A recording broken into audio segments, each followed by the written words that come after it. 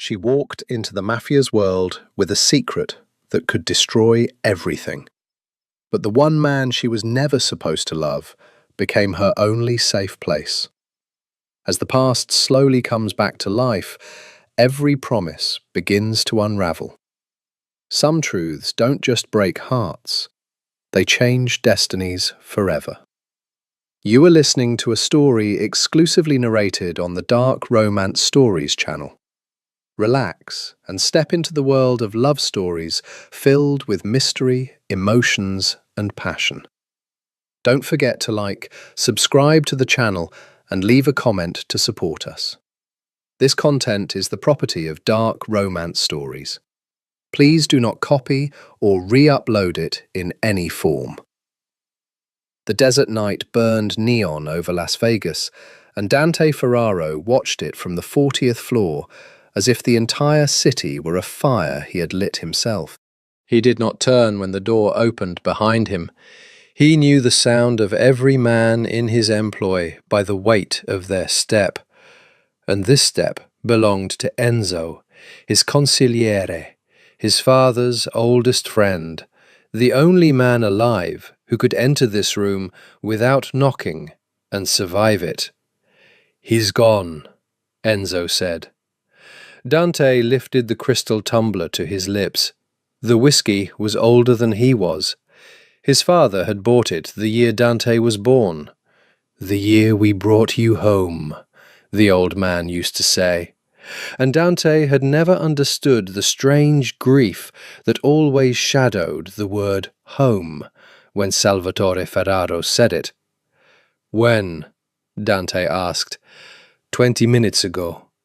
The doctors did everything. His heart—" Enzo stopped. Men like them did not speak of hearts. "It was quiet. He wasn't in pain." Dante finally turned. He was 32, and the city's glow carved his face into something colder than handsome.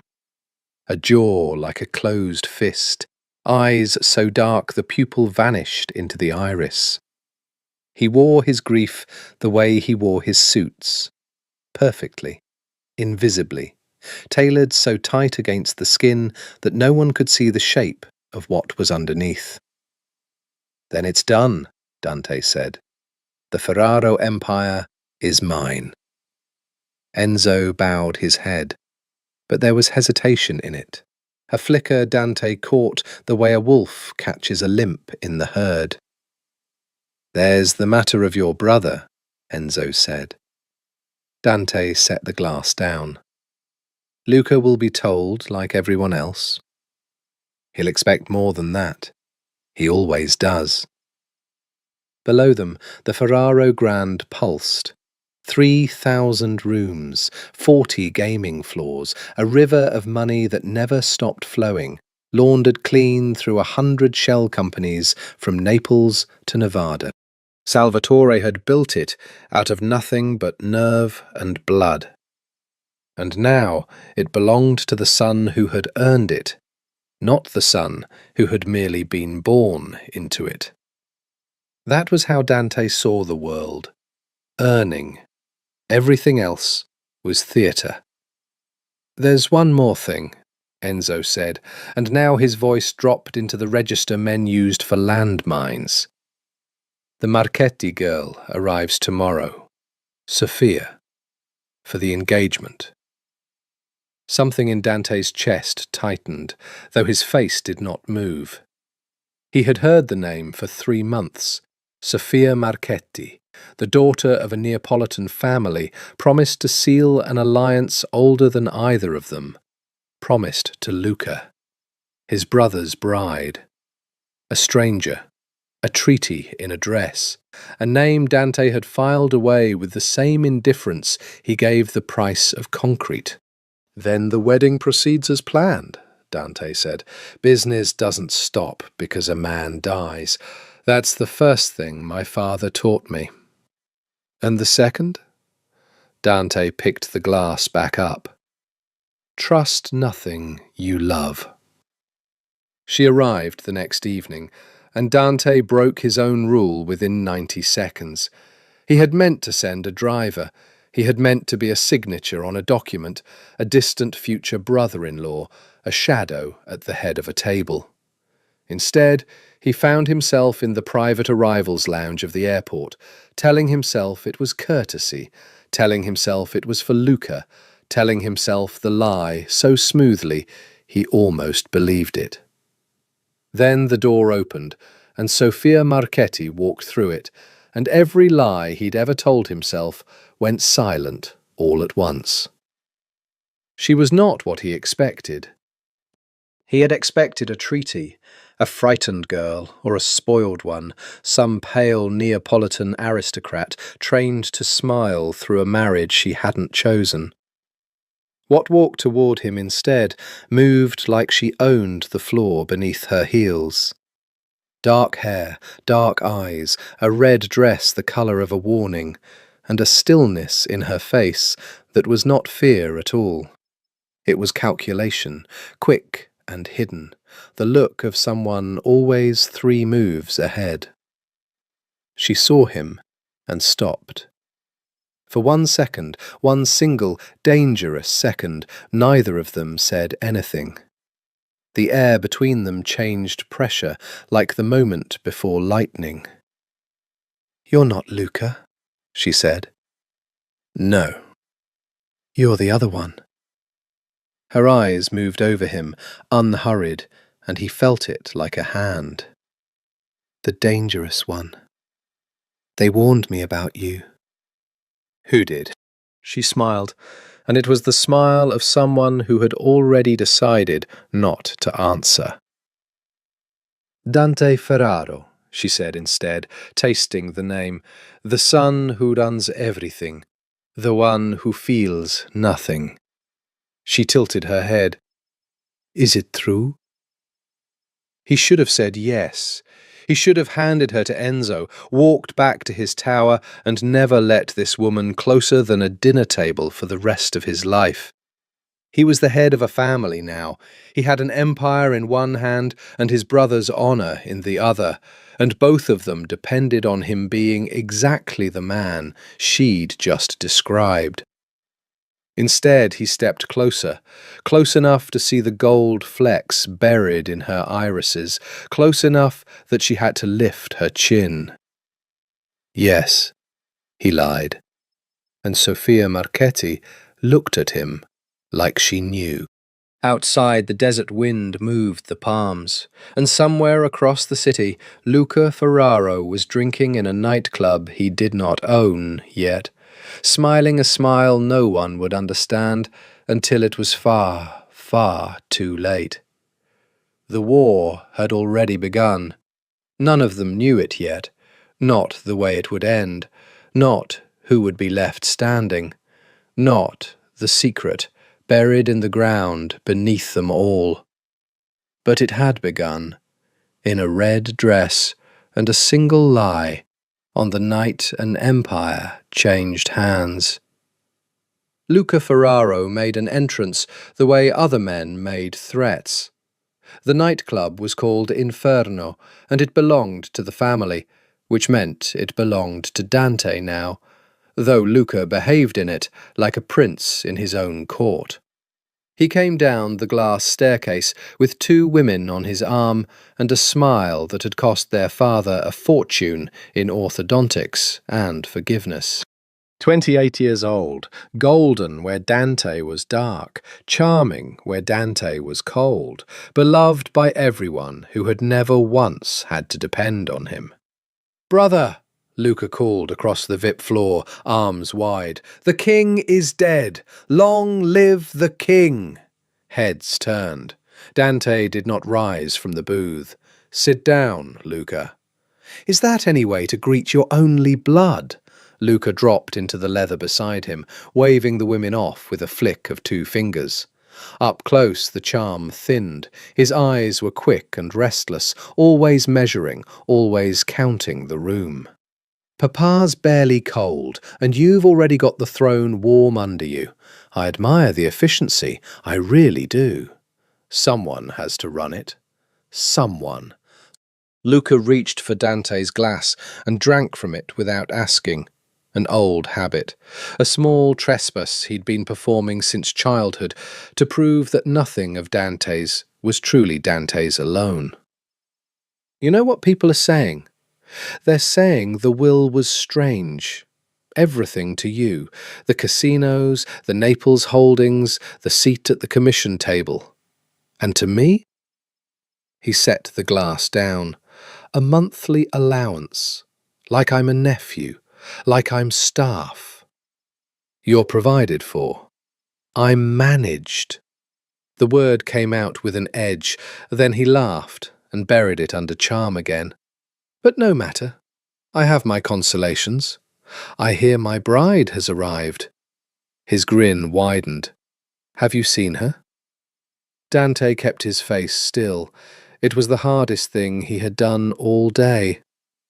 Briefly. And? Is she beautiful? They tell me she's beautiful.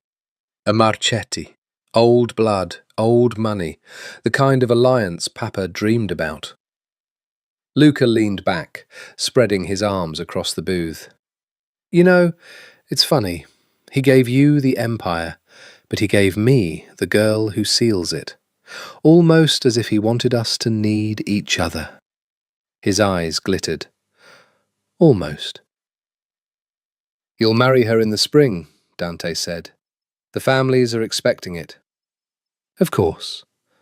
Of course. Luca studied his brother, with a look that lingered a half-second too long. A look Dante would remember much later and understand far too late. You'll walk me down the aisle, won't you? Give the bride away, big brother, since Papa can't. If that's what you want. It's what I want. Luca stood, buttoning his jacket. It's exactly what I want. He tossed a folded bill onto the table, though the club was his brother's and no bill was needed. A small trespass, always. Take care of her until the wedding, Dante. Show her the city. Keep her... He searched for the word, and when he found it, his smile turned into something Dante didn't have a name for yet. Close. He walked back up the glass stairs, and every eye in the room followed him, and none of them saw what Dante saw, that his brother had not once asked how their father died. Sophia could not sleep. They had given her a suite on the 38th floor, 2 below Dante's penthouse, a fact she noted the way she noted everything, as intelligence. The bed was silk, and the view was gold, and the door had a lock.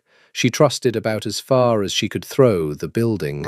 She stood at the window in a black slip and looked at the city, and thought about the man at the airport, the dangerous one. She had said it to unsettle him, the way she said most things, a probe, a knife slipped in gently to see what bled. She had been trained for this. 3 families had raised her to be a weapon disguised as a woman. How to listen, how to lie, how to make a powerful man feel, for one intoxicating moment, that he was the only one who truly saw her. But the man at the airport had not reacted the way men reacted. He had not softened. He had not preened. He had stepped closer, and in his black eyes she had seen something that frightened her, because it mirrored the thing she kept locked in her own chest. A loneliness so total it had turned to steel. Her phone buzzed. A number with no name. She answered on the second ring, voice low. "You're there," said the man on the other end. Not a question. Her handler. The voice she had obeyed her whole life. "I'm here." Good. The old man is dead. That's a complication.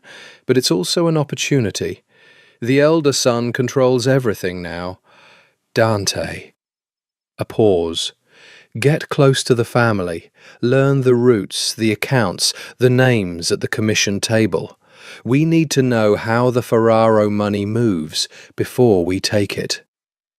Sophia watched the car glide silently down the strip 40 floors below. I'm engaged to the younger brother, she said, not Dante. Then use the younger brother to reach the elder. You know how this works. The voice hardened. Do not develop feelings, Sophia. Do not forget who you are or who owns you. You have one job. Ferraro blood took your mother from you. Now you take everything from them. A breath. Don't disappoint us. The line went dead. Sophia set the phone face down on the silk and pressed her cold hands to her arms. Below her, the city burned on, indifferent, beautiful.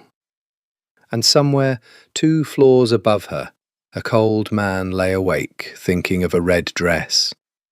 And somewhere across the city, a golden man smiled at a plan no one could see. And Sophia Marchetti stood alone between them all, a spy who did not yet know she was also a secret. Revenge, she told herself. That was all this was.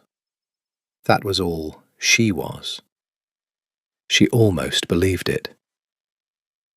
He asked me to show you the city, Dante said. It was noon, and Sophia had not expected him. She had expected a driver, or Luca, or one of the silent men in dark suits who seemed to grow out of the walls of the Ferraro Grand. Instead, Dante stood in her doorway, in a charcoal suit with no tie, the top button open, looking like a man who had never in his life waited for anything. "Luca asked you," she repeated. "Luca asked me." "And you always do what your brother asks." Something flickered at the corner of his mouth. Not a smile. Dante did not smile, but the ghost of where one might live if he ever allowed it. "Get your coat, Miss Marchetti. Vegas is ugly in the daylight, but I'll show you the parts that aren't." She should have refused.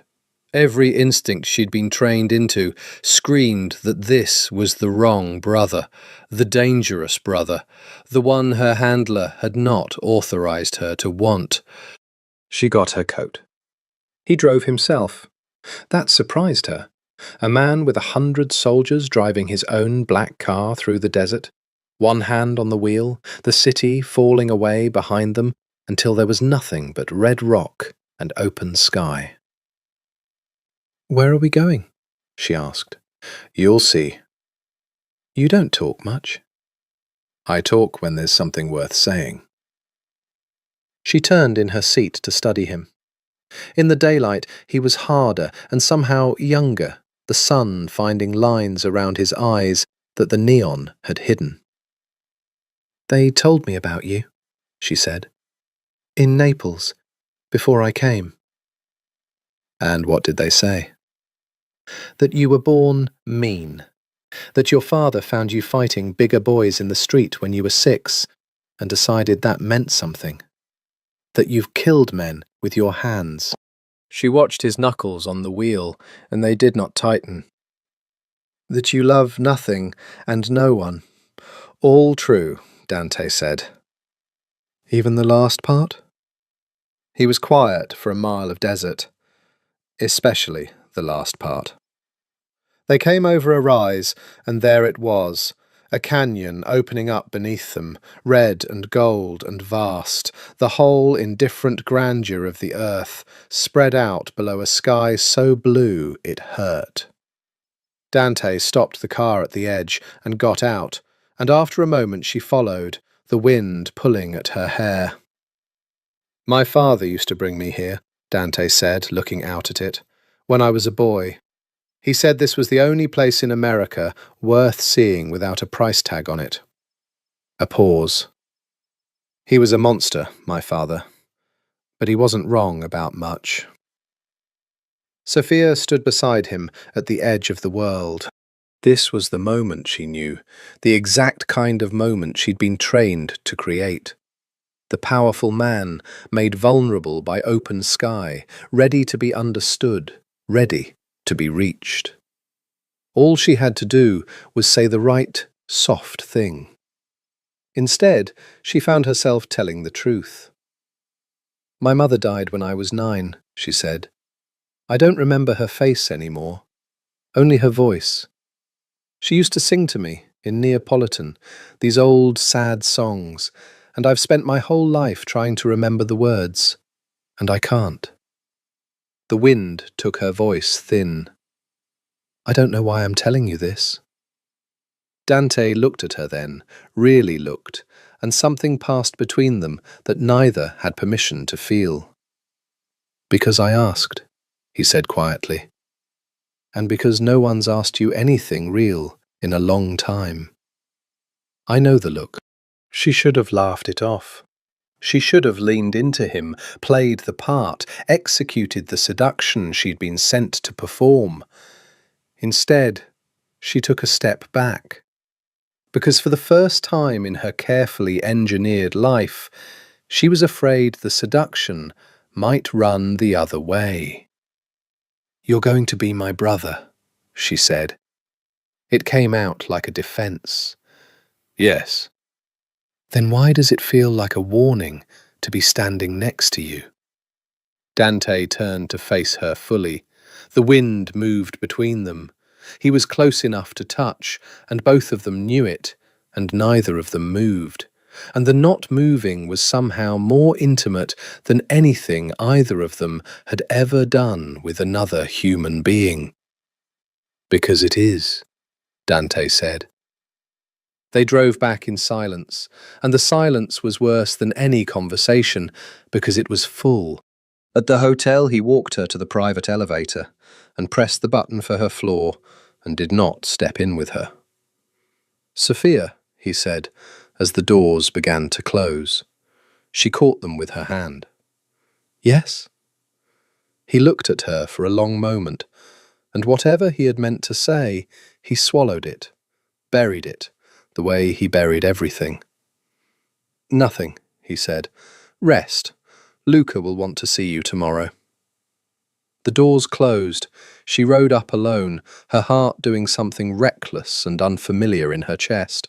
And up in his tower, Dante Ferraro poured a drink he did not want, and stood at his window, and understood, with the cold clarity he brought to every business decision of his life, that he was in serious trouble. He wanted his brother's wife, not later, not eventually. Now, completely, with a hunger that frightened him because he had spent 32 years believing he was incapable of it. He drank the whiskey and made himself a promise he would break within the week. Never again, never touch her, never let her see it. 2 floors below, Sophia lay awake with the same promise, and neither of them slept, and the desert wind blew warm against the glass of the tower they were both trapped inside. One, a spy who had forgotten her mission for an afternoon. One, a king who had just discovered his own throat. The family dinner was a performance, and everyone at the table was acting. They held it in the private dining room at the top of the Ferraro Grand. 20 guests, crystal and candlelight, the old capos flown in from Naples and Chicago and New York to pay respects to the dead king and take the measure of the new one.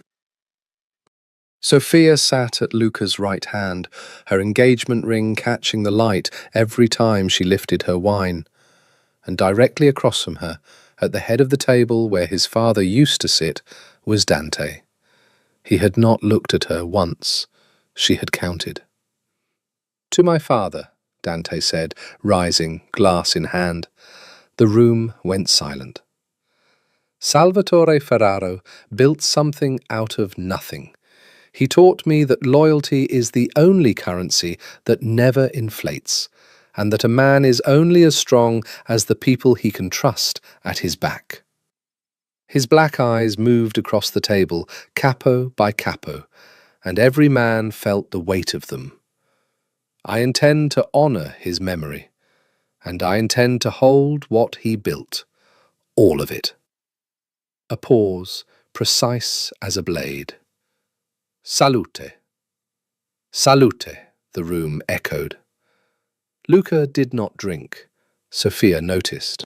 He turned his glass slowly by the stem, smiling, and when Dante sat, Luca leaned toward her and murmured, "My brother gives a beautiful speech.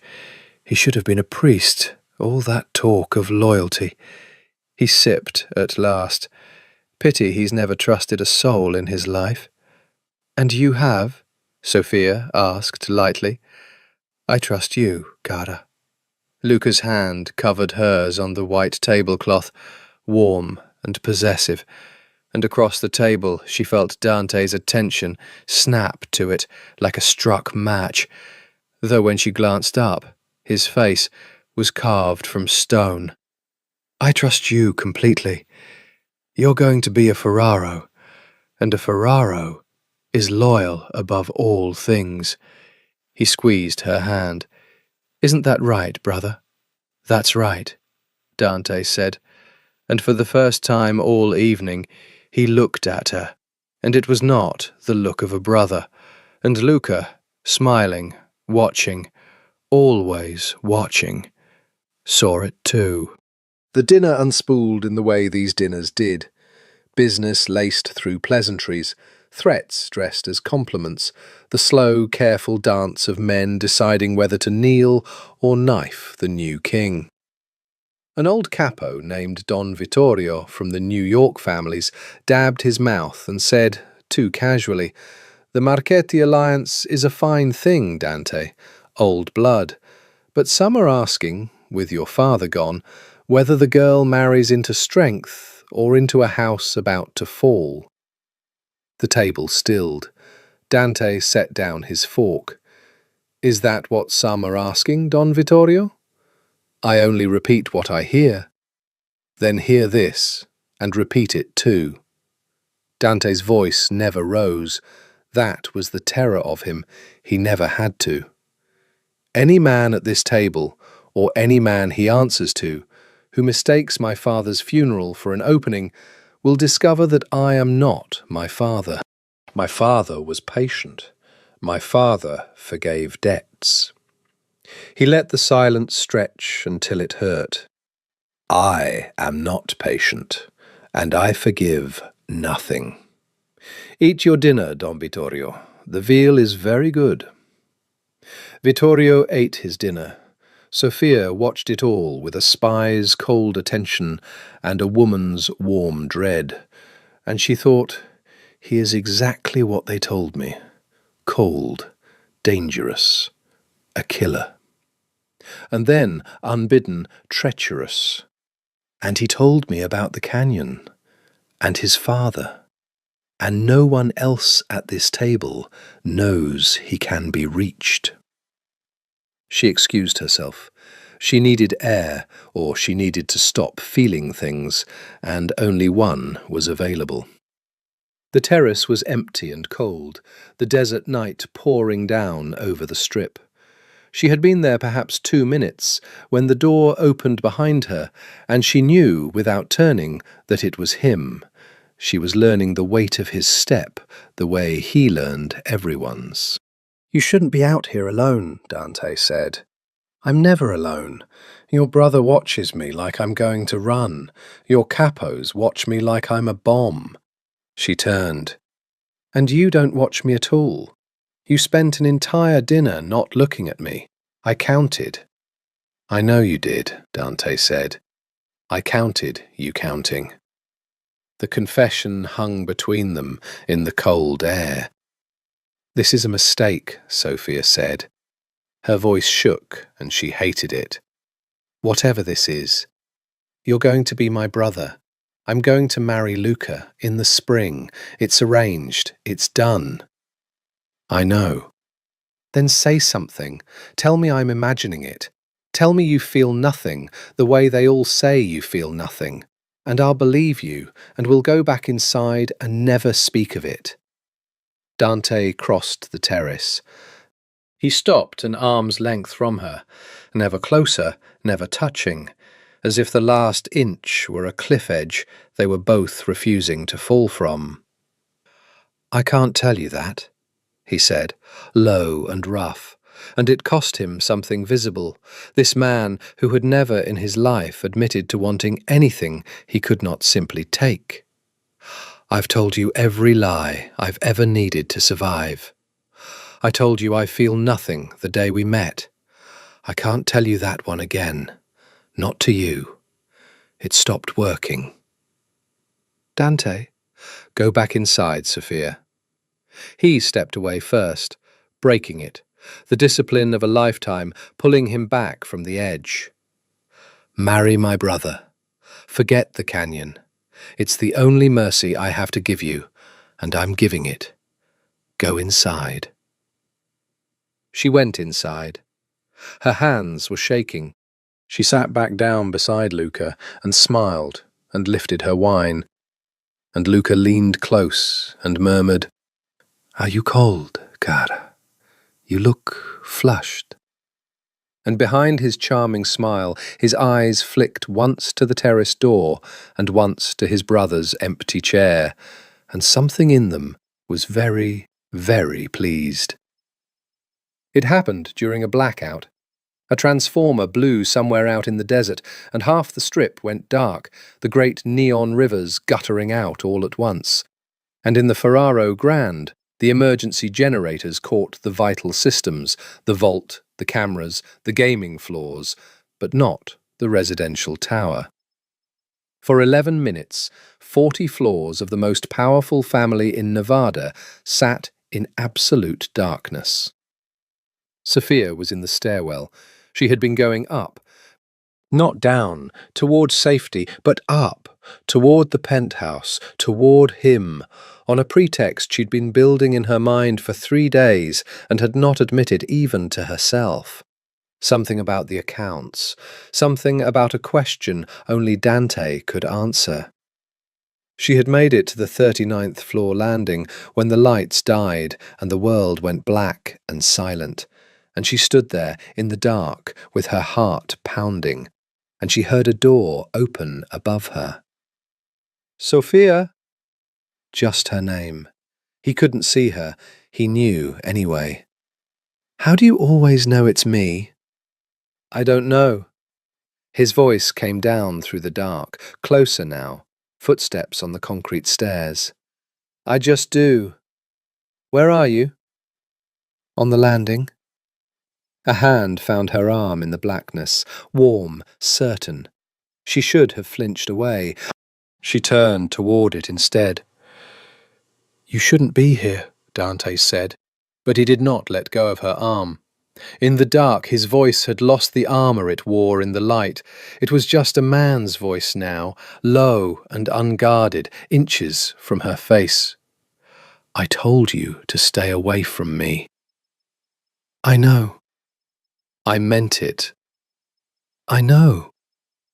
"Then why are you climbing the stairs to my floor in the middle of the night?" She didn't answer, because the answer was unspeakable, because the answer would burn everything down. And in the silence, in the perfect dark where no camera could see and no capo could watch and no arrangement could reach them, the last inch finally closed. She never knew afterward who moved first.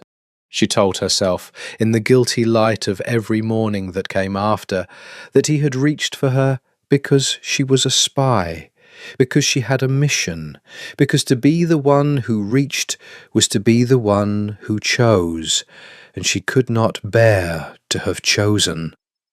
But the truth she buried deeper than any secret her handler had ever given her, was that they moved at the same instant, both of them, two starving people finally admitting the hunger, and his mouth found hers in the dark, and the last 11 minutes of the blackout were the first 11 minutes of the rest of both their ruined lives.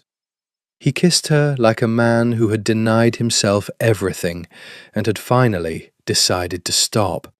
His hand slid up from her arm to her jaw, cradling her face, and the tenderness of it undid her more than any violence could have. She had been touched before. She had used her body as an instrument her whole adult life, but she had never been held like this, like she was something that might break, like she was something worth being careful with. "This is a mistake," she breathed against his mouth. "Yes," he said, and kissed her again. "We can't." "No," he agreed, and did not stop. The lights came back. They flooded the stairwell all at once, brutal and fluorescent, and the two of them broke apart, blinking, faces flushed, and for one suspended second they simply stared at each other in the merciless light. The king and the spy, the brother and the bride, the two people in the world who could not be doing exactly what they had just done. "Dante," her voice cracked. "If anyone—" No one saw. He was already recovering, the armour sliding back over him, but his eyes were wild in a way she'd never seen. "No one saw, Sophia. Look at me. No one saw. They kill people for this."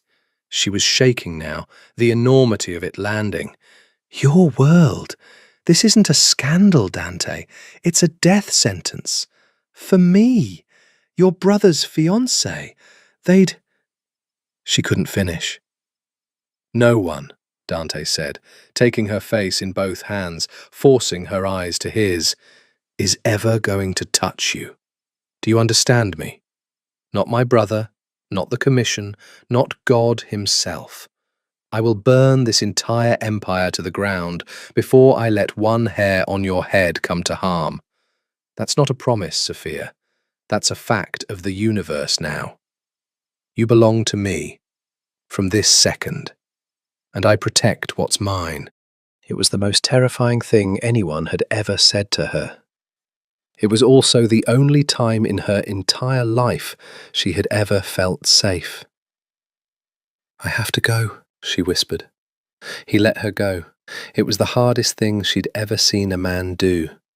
She watched it cost him, watched his hands open and release her, like a man setting down something he'd carry the ache of forever.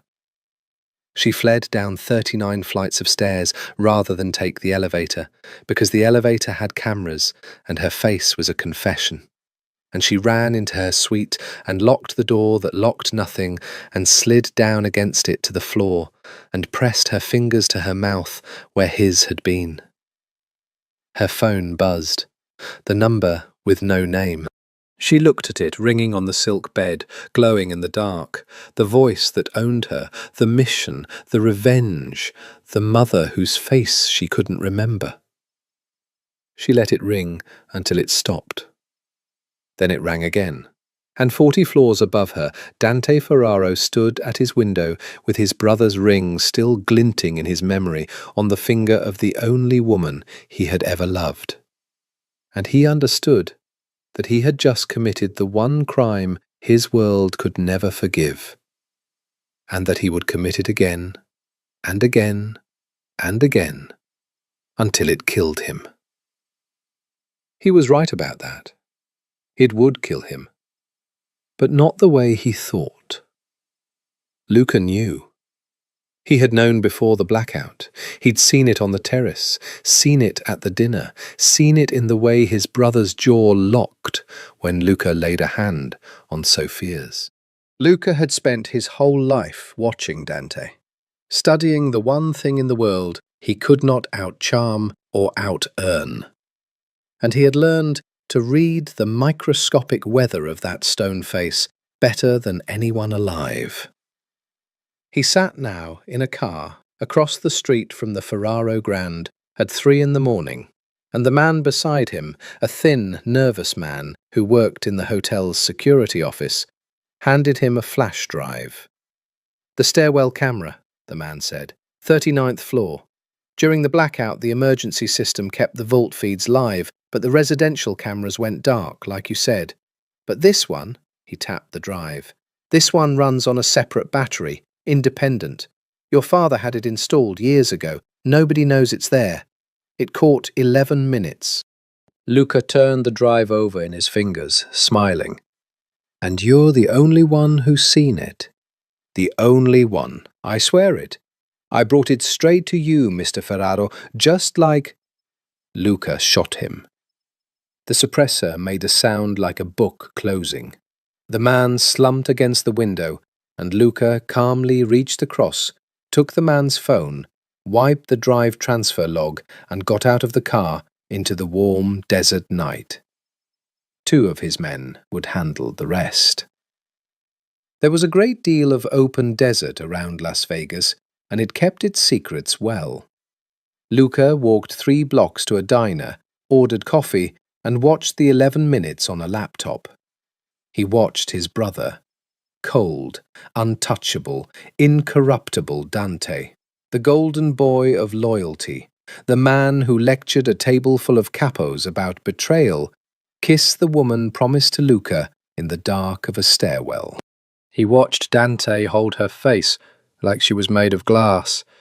He watched him say something the audio didn't catch, and he watched Sophia flee, and he sat back in the vinyl booth and laughed, softly, until the waitress asked if he was all right. "I'm wonderful," Luca told her. "I've never been better in my life." Because this was everything. Luca Ferraro had not spent the last 2 years planning a coup because he wanted his brother's casinos, though he did want them. He had planned it because of a wound so old and so deep he no longer felt it as pain, only as purpose. The wound of being second. The wound of a father who looked at his charming younger son with affection and at his cold elder son with respect, and who had never once in 28 years confused the two. Everything to Dante. An allowance to Luca. Even from the grave, the old man had made his verdict clear. But there was one law even Salvatore's ghost could not override. The commission, the council of families that governed their whole bloody world, held certain sins above all others, killing a made man without sanction, talking to the feds, and touching the promised wife of a brother. That last one was death, automatic, no trial, no appeal, no mercy. A man who dishonored his own blood that way could be executed by that blood without consequence, and the commission would nod and call it justice. Dante had just handed Luca the throne. He simply didn't know it yet. But Luca was patient in the way his brother never understood. Dante thought patience was weakness, but Luca knew it was the sharpest weapon of all. He would not use the tape now. Now was too soon. Now was merely an affair, a private shame, deniable. No, he would let it grow. He would let his brother fall deeper, let the affair build until it was undeniable, until there were witnesses, until Dante was so lost in Sophia that he'd forget to guard his flank. And then Luca would expose it in front of the entire commission, at the moment of maximum damage, and take everything. And Sophia. Ah, Sophia. That was the part that made Luca smile into his coffee, because Sophia was not what any of them thought either. Luca knew things about his bride-to-be that Sophia herself did not know, things that had come to him through channels his father never suspected he had, things about a woman who died in Naples 19 years ago, things about blood. He was not the only one running a long game in the Ferraro house. He would let that play out too. It amused him, all these people moving in the dark, thinking they were the ones holding the strings. His brother, the great strategist, his bride, the trained spy, and Luca, the second son, the disappointment, the allowance, smiling above them all, holding the one truth that could unmake every single one of them. Not yet, though. Let them fall in love first. It's so much more satisfying to destroy something that's happy.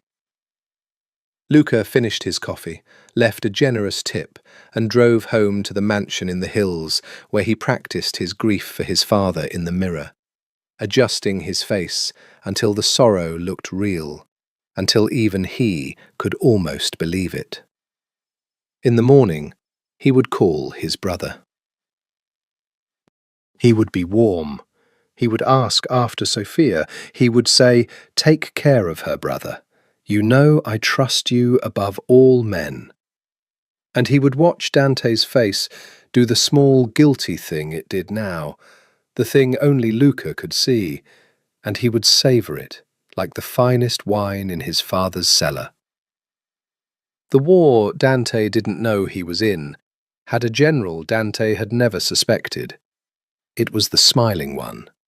It was always going to be the smiling one. They should have stopped.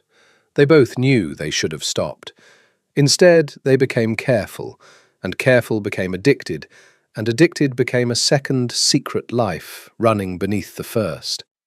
They met in the places no one watched, a safe house in the desert that not even Enzo knew about, a private box at the opera in the city, dark and velvet-curtained, where Dante's hand found hers under the programme, and neither of them heard a note of the music. Once, recklessly, in his car parked at the canyon, where he'd first told her something true, the two of them talking until dawn, about everything except the thing that would kill them. "Tell me something no one knows about you," she said one night, her head on his chest in the desert dark of the safe house, his heartbeat slow and steady under her ear. "You already know things no one knows. Tell me more." He was quiet for a while, his fingers moving idly through her hair. "I don't remember being born a Ferraro," he said finally. "I know that sounds strange, but I have this memory. From before, I must have been very small, of a different place. A room with a yellow curtain. A woman's voice, but not my mother's, not the woman I called mother. And crying, a lot of crying." His hand stilled. "My father never spoke of it. When I asked, once, he hit me so hard I didn't ask again. So I decided I imagined it. A child's dream." A pause. "But sometimes I still see the yellow curtain." Sophia lay very still against him. Something cold had moved through her at his words, though she couldn't name it. "And you?" Dante said. "Something no one knows." She almost told him then, the whole truth, the handler, the mission, the rival family, the reason she'd been sent into his brother's bed. It rose up in her throat, this desperate need to be known by someone before it all came apart, and she opened her mouth to destroy everything with honesty. "I lie for a living," she said. Dante's fingers resumed their slow path through her hair. "I know," he said. She went rigid. "What?" "I've known since the airport, Sophia." His voice was calm, unhurried, terrifyingly gentle. "You move like someone trained. You lie like someone who was taught. You watch exits. You memorize the account structure of my company faster than my own auditors could. You're not a Neapolitan bride sold into a marriage." His hand cupped the back of her head. "You're a spy. Someone sent you. A rival family, I'd guess. The Genovese, or someone under them. They planted you here to learn how the money moves." She couldn't breathe. She sat up in the dark, pulling away from him, her heart a fist. "If you knew," her voice shook, "if you've known this whole time, Why? Why let me close? Why not have me killed? Dante sat up, slowly. In the thin desert moonlight through the window, his face was carved and calm. "Because I understood you," he said. "The first time I looked at you, I saw myself, someone owned by a family they never chose, someone made into a weapon before they were old enough to say no, someone so alone that loneliness became the only thing they could trust." He reached out and touched her face, and she let him, trembling. "I didn't fall in love with the bride they sent, Sophia. I fell in love with the spy, with the person underneath the mission, the person no one else has ever bothered to look for." She started to cry, and she never cried. She had been trained not to cry, and the tears came anyway, hot and silent. "They'll make me report," she whispered. "My handler. He calls and I have to give him something, or they'll know I've turned. And if they know I've turned, then we give him something." Dante drew her back against him, and she came, boneless, undone. "We feed him what I choose, real enough to keep you alive, false enough to be useless. You're not their weapon anymore, Sophia. You're not Luca's bride. You're not a Marchetti or whatever name they gave you." His arms closed around her. "You're mine, and I keep what's mine alive. Do you understand? Whatever it costs, whatever I have to burn." "Why?" she wept. "Why would you do that for a liar, for a spy sent to destroy you?" "Because you're not doing it anymore." He tipped her face up to his. "The moment you didn't take his call after the stairwell, I had eyes on you, Sophia. I've had eyes on you since the airport. The moment you let that phone ring, you chose me over them. You just didn't know I was watching you choose." His mouth found hers, soft and certain. "I've been waiting for you to say it out loud, that's all. I've just been waiting for you to trust me the way I already trust you." It broke something in her, the last wall, the final lock on the last door. She kissed him back with everything she had never been allowed to feel, and out in the desert dark, the wind moved over the safe house, and for a few stolen hours, two of the most dangerous, most damaged people in the world were simply two people, in love and safe and doomed. Neither of them knew that Luca's man was parked a mile down the desert road with a long lens and a patient smile. Neither of them knew that the tape was already growing. And Sophia, lying in Dante's arms at dawn, did not know the one thing that would have changed everything. That when Dante spoke of a yellow curtain and a woman's voice that wasn't his mother's, he was describing a memory that belonged, in a way neither of them could imagine, to her. The commission demanded a spectacle, and Luca gave them one. The engagement party for Luca Ferraro and Sofia Marchetti filled the grand ballroom of the Ferraro Grand with 500 guests, capos and their wives, senators on the family's payroll, judges, movie producers, the whole gilded ecosystem that a river of clean money could buy. Chandeliers dripped light. A 40-piece orchestra played, and at the centre of it all stood Luca, radiant, charming, his arm around the woman his brother loved, playing the happiest man in the world. Sophia wore white. It felt like a shroud. "Smile, Gara," Luca murmured, steering her through the crowd, his hand warm at the small of her back. "The whole world is watching us tonight. The great alliance, the beautiful couple." He kissed her temple, and across the room she felt Dante's attention find them and hold. a heat she could locate in any room now, with her eyes closed. "My brother is watching too," Luca added, so softly she almost missed it. "Isn't he always?" Sophia's blood went cold. "What do you mean?"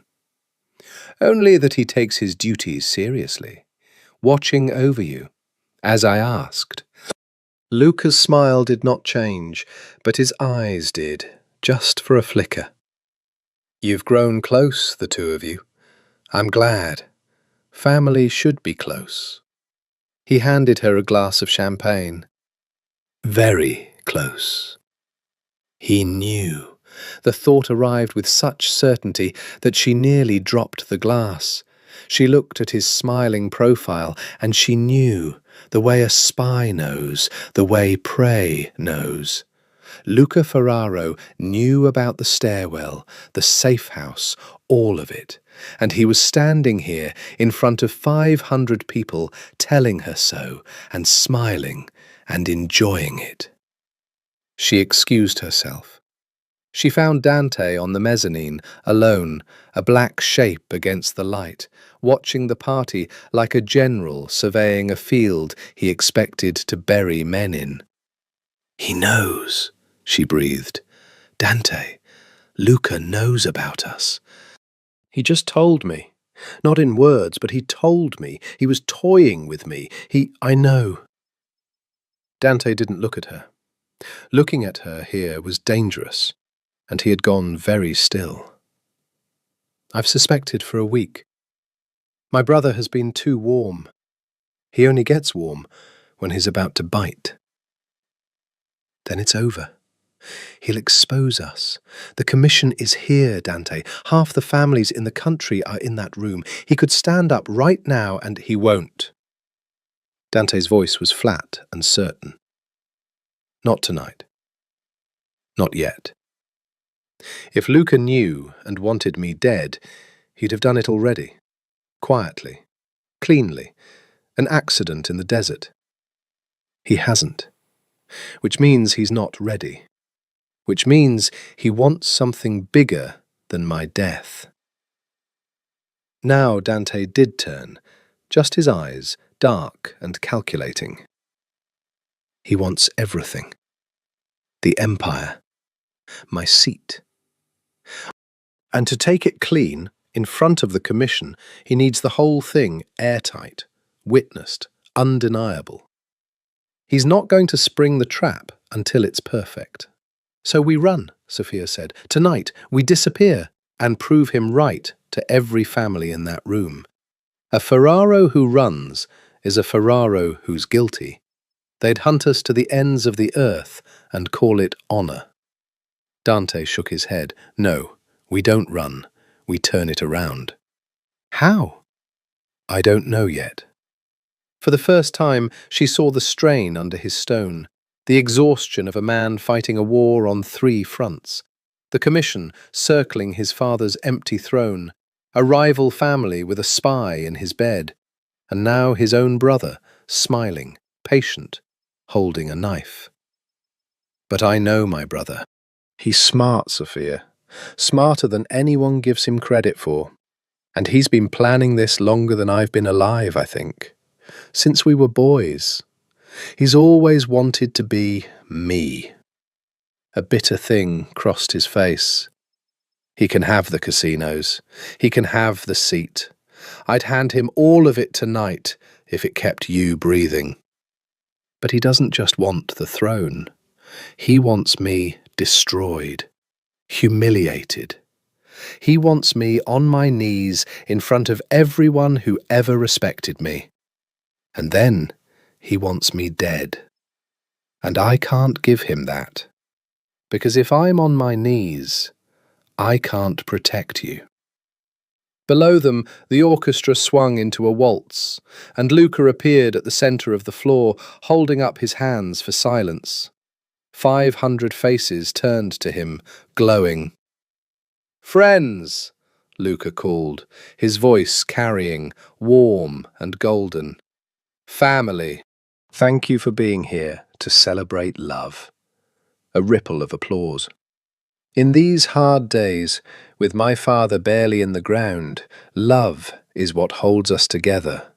Blood is what holds us together.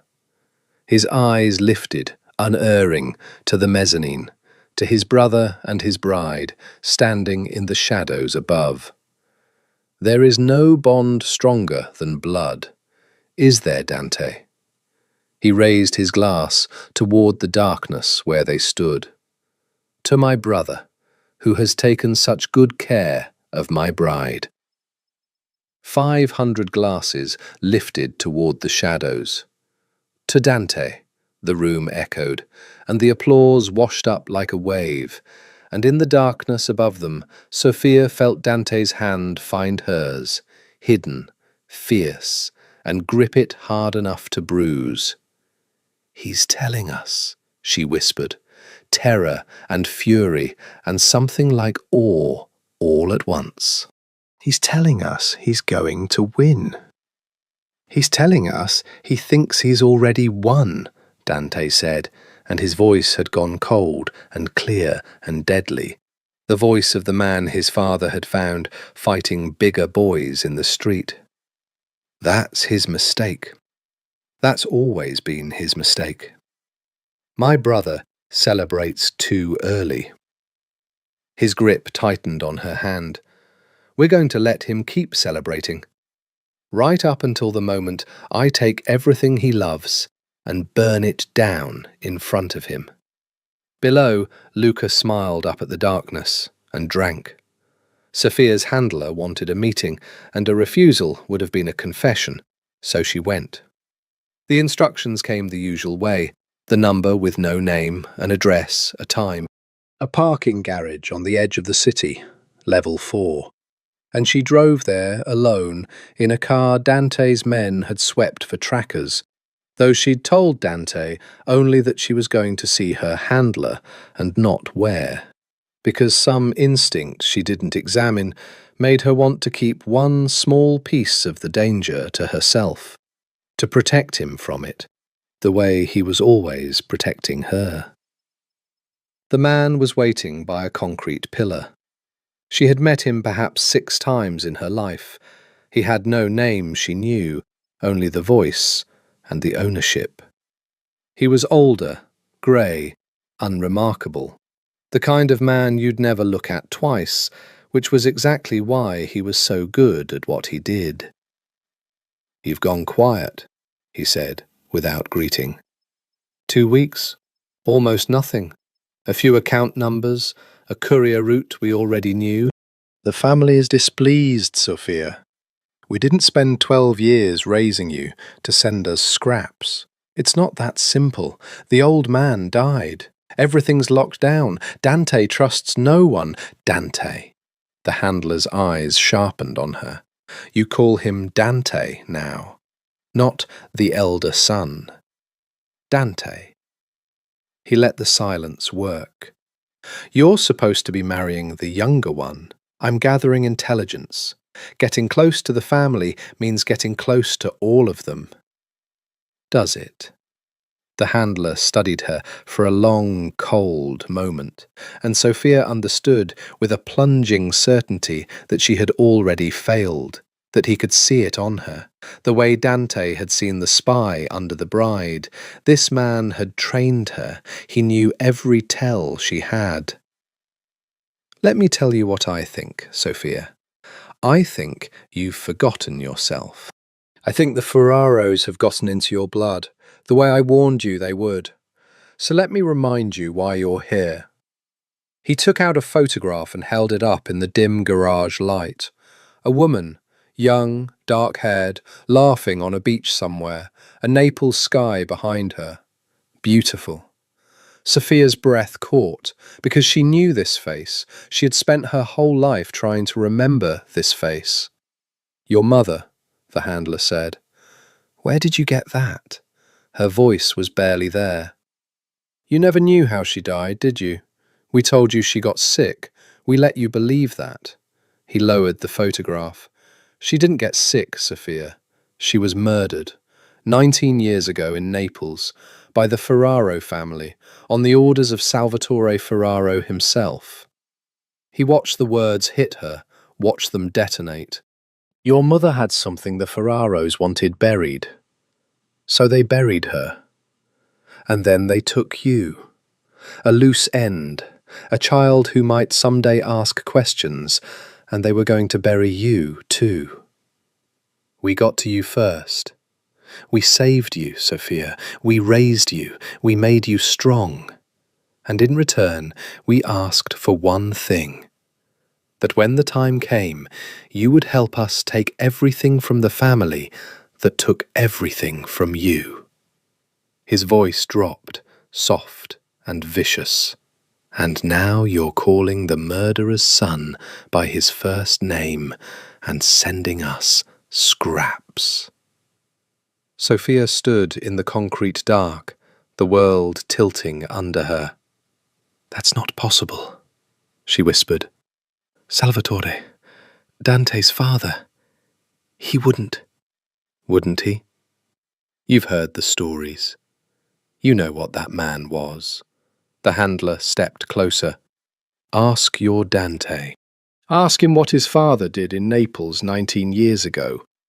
Ask him about the woman they killed and the child they hunted. Watch his face when you say it. He tucked the photograph back into his coat. Or don't.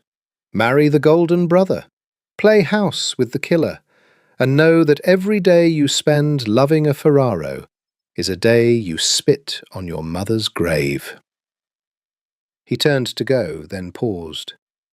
You have 1 week. Give us something real. The commission ledger, the account keys, something that ends them. Or we'll assume you've turned. And you know what happens to assets who turn. He walked into the shadows and was gone, and Sophia stood alone in the garage for a long time, shaking, her mother's laughing face burning behind her eyes.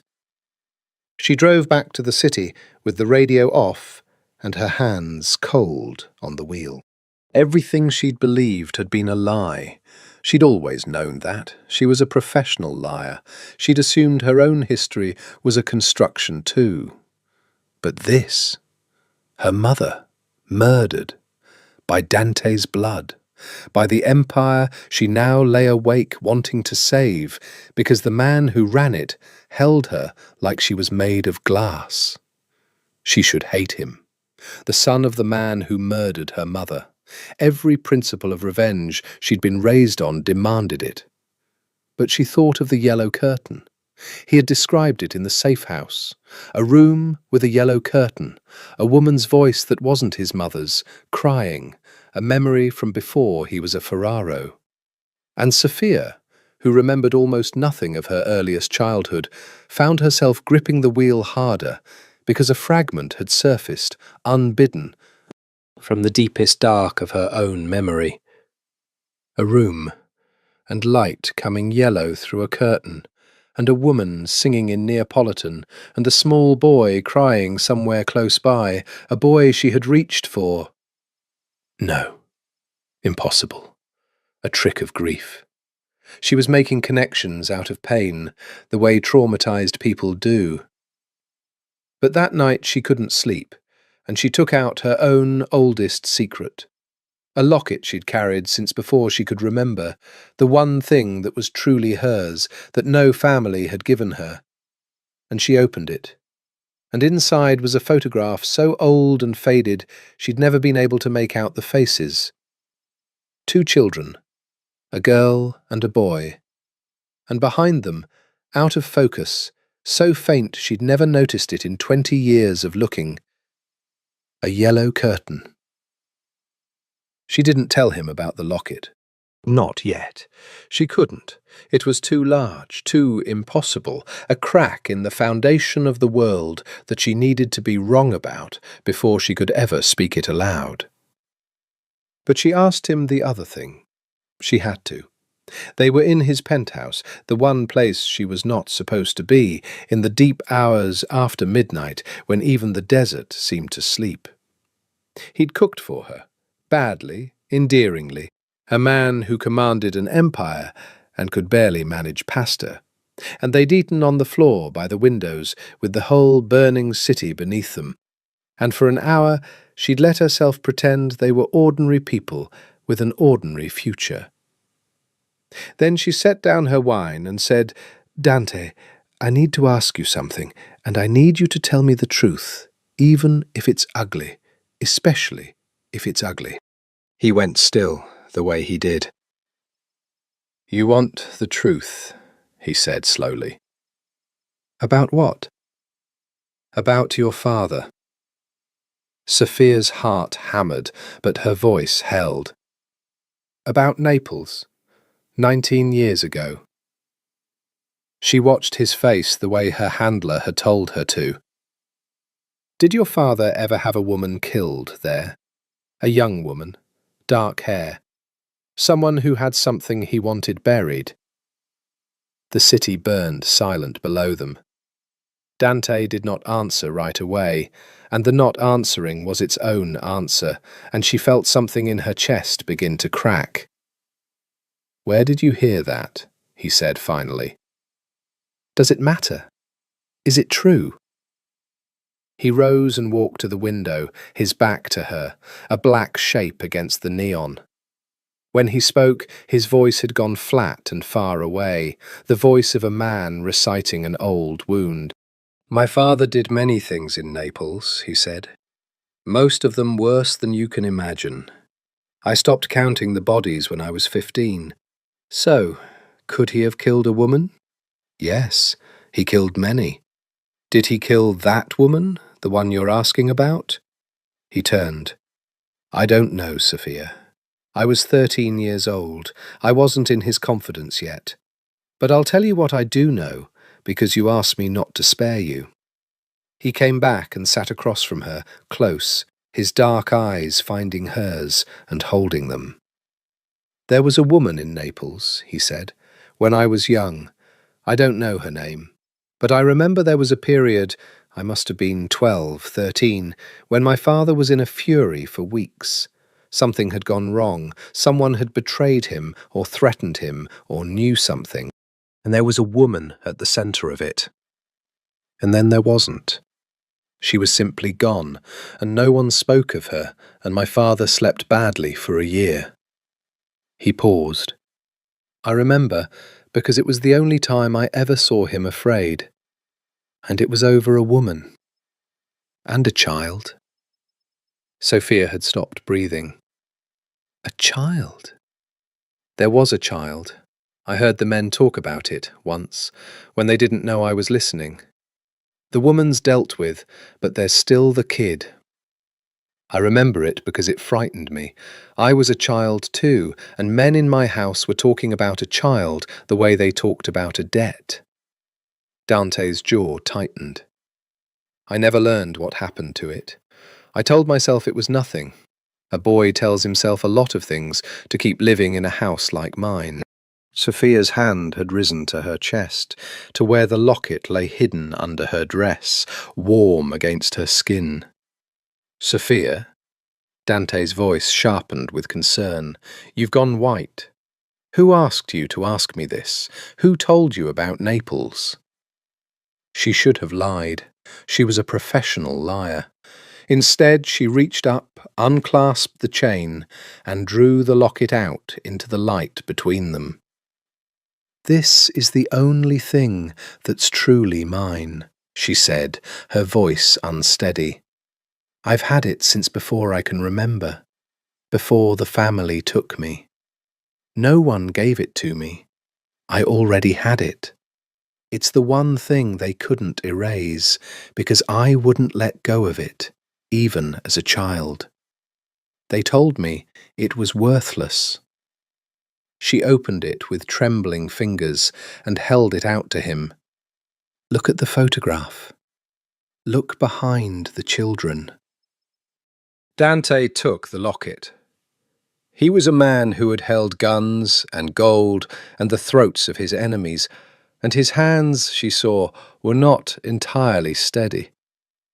He looked at the faded photograph. 2 children, a girl and a boy, and behind them, faint, out of focus, so easy to miss, a yellow curtain. She watched the colour leave his face. She watched the empire drain out of him and leave only the boy who remembered a room he'd been told he imagined. "Where did you get this?" he whispered. "I told you. It's always been mine. This curtain." His thumb touched the tiny faded image. "I know this curtain. Sophia, I know this room. The yellow curtain. I told you in the safe house. The memory from before. The one my father beat me for asking about." His voice broke. Something she had never heard, this unbreakable man breaking. "How do you have a photograph of a room I remember from before I was a Ferraro?" "I don't know," she wept. "I don't know, Dante. I've been asking myself the same thing since last night, and I can't. It doesn't make sense. None of it makes sense." He looked up from the locket to her face, and she watched him do the thing he did to everything. The terrible, cold arithmetic. The strategist's mind assembling pieces into a picture. And she watched him arrive somewhere she was too afraid to follow. "My father found me," Dante said slowly, "when I was 6. That's the story. He found me fighting in the street and took me in. But I have memories from before 6. The yellow curtain, a woman singing and crying, always crying, another child crying close by." His eyes were fixed on her, wide and dark and afraid. "A child I reached for." "Stop," Sophia breathed. "You told me your mother sang to you in Neapolitan, old, sad songs, that you can't remember the words." His hand closed around the locket. "Sophia, what if we weren't strangers before all this? What if— Stop." She was crying now in earnest, because the impossible thing was assembling itself in front of her too, and she could not bear it. Could not bear what it would mean about the nights in the safe house, the stairwell, the way he held her face like glass. "Please, it's not possible. It can't be." "Why not?" His voice was raw. "Why is it the one thing in this world of lies that can't be true?" "Because I love you," she cried. And it was the first time either of them had said the word aloud, and it landed in the room like a body. "Because if that's true, then everything we've done." Dante went absolutely silent. And then, because he was who he was, because he faced every terror head-on, the way he'd faced bigger boys in the street, he set the locket down very carefully between them and said in a voice scraped down to nothing, "Then we find out. Whatever it is. We find out the truth, together, before anyone else can use it against us, because I promise you, Sophia, someone already knows. Someone is holding this over both of us, and I would rather cut out my own heart than let it be a weapon in Luca's hands, or your handler's, or anyone's." He took her face in his hands, gentle, desperate. "We find the truth. And then, whatever it is, we survive it. The way we've survived everything. Together. Do you hear me?" She nodded against his hands, weeping, and outside the city burned on, indifferent to the two people at its summit, who had just glimpsed the edge of a secret large enough to damn them or save them, and did not yet know which. The truth, Dante knew, was written down somewhere. His father had been a monster, but he had been a meticulous monster. Salvatore Ferraro wrote everything down, buried everything in ledgers and files and safe deposit boxes, because in their world, information was the only true wealth, and paper never forgot. "There's an archive," Dante told her the next morning. He hadn't slept, Neither had she. In Naples, under the old family compound in the hills above the bay, my father kept records there that even the American families never saw, the real history, the debts, the bodies, the things worth killing over. If there's a truth about you and me, about Naples 19 years ago, it's there. Then we go to Naples, Sophia said. It's not that simple. If I fly to Naples now, days after taking the throne, with my brother's fiancée, the Commission will ask why. Luca will ask why. Everyone will ask why. Dante paced the length of the penthouse, and Luca controls the Naples operation. Papa gave me the empire, but he gave Luca the old country, the compound, the archive, the men on the ground. If I want to get into that archive, I have to get past my own brother's people. So we make a reason to go. Sophia's spy training was surfacing, cold and useful. Something the Commission expects, something Luca can't refuse. Dante stopped pacing. A slow, dangerous light came into his eyes. The wedding, he said. What? Your wedding, to Luca. It's supposed to happen in the spring, but there's an old tradition. The Marchetti and Ferraro families are both Neapolitan. A wedding of this importance, sealing an alliance this old, should be blessed in Naples, at the family church, where both bloodlines were baptized. He was moving now, the strategist assembling. If I propose moving the wedding to Naples, bringing the whole family home, doing it properly, honouring the old ways, the Commission will love it. The traditionalists will love it. And Luca can't refuse without looking like he's afraid of his ancestral home. He looked at her. It gets us both to Naples. It gets us into the compound. And it buys us time inside the one place the archive exists. Sophia stared at him. You want to plan my wedding to your brother, as a cover, to find out if I'm your sister. When you say it out loud, it sounds insane. It is insane, Dante. Everything about us is insane. He crossed to her and took her hands. But it's the only door I can see. And Sophia, we have to know. Not just for us. Whoever gave your handler that photograph of your mother, whoever fed Luca whatever he's holding, someone is assembling this secret to use it. If it detonates in the open, in front of the Commission, we're both dead. The affair alone is a death sentence. But if it turns out we're... He couldn't finish it either. We need to hold the truth first. Whoever holds the truth holds the power. That's the only law my father ever really believed in. So they went to war by planning a wedding. Dante proposed it to the Commission through Enzo, and it landed exactly as he'd predicted. The old dons wept about tradition, about the honour of bringing the alliance home to Naples, about young Salvatore's memory being blessed in the church where he was baptized. Within a week, it was decided. The Ferraro family would sail home. The wedding of Luca and Sophia would be held in Naples, in the old church, in 6 weeks' time, and the entire American operation would relocate for the season to the compound in the hills. Luca agreed. That was the part that made Dante's skin crawl. He'd expected resistance. Naples was Luca's territory, his one true power base, and inviting his brother onto it should have alarmed him. Instead, Luca had smiled that golden smile and said, "What a beautiful idea, Dante. Home. The three of us, together, where it all began. I couldn't have planned it better myself.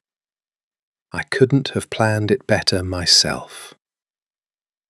Dante turned the phrase over for days, because Luca said nothing by accident, and the more Dante examined it, the more it sounded not like agreement, but like a man watching his own trap spring exactly on schedule. "He wants us in Naples," Dante told Sophia the night before they flew. They were in the safe house one last time, the desert dark around them. He agreed too easily. He's not letting us come home. He's bringing us home. For his own reasons. Then we're walking into his ground. Yes. His men, his compound, his archive. Sophia lay in the crook of his arm, staring at the ceiling. Dante, what if the truth we're looking for is the truth he's already holding? What if he knows what we are before we do? Dante was silent for a long moment. He'd thought the same thing, and it terrified him more than any gun ever had. Then we get to it first, he said. We're two of the most dangerous people either family has ever produced, Sophia. I run the largest criminal empire in America. You were trained by a rival family to bring it down from the inside. Between us, we've never lost a game we both decided to win. He turned her face to his. So we decide to win this one. We find the truth in that archive before Luca can use his version, and then, whatever it is, we survive it, she finished. Together. Together. They flew to Naples the next morning, the whole gilded, murderous family, home to the old country, to the church and the compound and the archive and the bay glittering blue beneath the ruined slopes of Vesuvius. Sophia looked down at the ancient city as the plane descended, and felt something she had no name for, a pull in her blood, as if the land itself remembered her. She did not know how right that feeling was. She did not know that somewhere in that city, 19 years ago, a dark-haired woman had sung Neapolitan lullabies to two small children behind a yellow curtain, a girl and a boy, before the Ferraros came and tore the world in half. Naples received them like returning royalty and hidden enemies, which is to say, with feasts and knives. The compound stood in the hills above the bay, an ancient villa, ochre-walled and cypress-guarded, that had belonged to the Ferraro family for 4 generations. It had seen weddings and funerals and executions, and it wore all of them in its bones. Sophia stood on the terrace her first evening and looked down at the impossible blue of the bay, at Vesuvius smoking faintly on the horizon, at the tumbling ancient city where she had been born and could not remember, and she felt the past pressing up against her like a hand. "It's beautiful," she said, when Dante found her there. "It's a graveyard with a view," he said, "but yes. It's beautiful." They could not be seen alone together here. The compound was full of Luca's men, and eyes were everywhere. So they had learned to speak in the open, in the flat, dead voices of near strangers, saying real things in a tone that meant nothing. "The archive is below the chapel," Dante murmured, looking out at the bay, his voice pitched for her alone. "There's an old crypt. Behind it, a steel door my father put in 30 years ago. I have a key. I've always had a key. He gave it to me when he made me his heir. But the lock's been changed. Recently. Luca. Luca. Which means he's been in it. Which means whatever's down there, he's already seen it." Dante's jaw tightened. "There's a locksmith in the city who owes the family everything. I'll get him to the door in 3 nights, during the betrothal feast, when the whole compound is drunk and watching the fireworks. You'll need to keep Luca occupied." "I'm his fiancée. Keeping him occupied is my whole job." "Sophia." Something raw crossed Dante's face, quickly buried. "I hate this. I hate every second of watching you on his arm. I know it's necessary. I know it's the game, but there's a part of me." He stopped. "There's a part of me that wants to put a bullet in my own brother every time he touches you. and I've had to learn to stand still and smile. So don't tell me it's just a job. It's the hardest thing I've ever done." She wanted to touch him. She curled her hands around the stone balustrade instead. "When this is over," she said quietly to the bay, "when we know the truth, whatever it is, I want to stand next to you in the daylight, just once, where anyone can see. I've spent my whole life being someone's secret, yours, my handler's, my mother's. I want to be someone's out loud." Dante was silent for a long moment. "You will be," he said. "I swear it on the only thing I have left to swear on. You will stand next to me in the daylight, and anyone who has a problem with it will answer to me." A pause. "Even if the truth is the worst thing it could be, even then, Sophia, I'll find a way for us to be out loud. There's always a way. My father taught me that. There's always a way if you're willing to burn enough to reach it." That night, Luca held a small dinner, just the three of them, at his insistence, in the old dining room where their father had eaten 10,000 meals. Candlelight, ancient wine from the family cellar, and Luca, radiant, at the head of the table where the head of the family sat, though the head of the family was his brother. "To home," Luca toasted, lifting his glass. "To the three of us, together at last, where it all began." His eyes moved between them, warm and terrible. "You know, I've been thinking about our childhoods. Dante, do you remember much of yours, before Papa found you?" The question dropped into the room like a stone into a well. "Not much," Dante said evenly. "I was young. 6, wasn't it? When he found you fighting in the street." Luca swirled his wine. "It's strange, isn't it, having a brother whose life started at 6, as if you were born the day Papa picked you up. I used to be jealous of it when we were boys. Dante the chosen one, the one Papa went out and selected, while I was just born, ordinary, inevitable." He smiled. "But lately I've become curious about where you came from, about those first 6 years no one talks about." Sophia's blood had gone to ice. She kept her face smooth, the training holding, but under the table her hand found Dante's knee and gripped it in warning. "There's nothing to be curious about," Dante said. "I was a street kid. Papa took me in. That's the whole story." "Is it?" Luca set down his glass. For one instant the golden warmth fell away entirely, and something ancient and hungry looked out of his eyes. And then it was gone, buried under charm, and he laughed. "Of course it is. Listen to me getting sentimental. It's this house. It makes ghosts of us all." He raised his glass again. "Forget I asked. To home, to family, to blood." His eyes locked on Sophia's as he said the last word, and did not let go. "The bond that can never be broken. Isn't that right, cara?"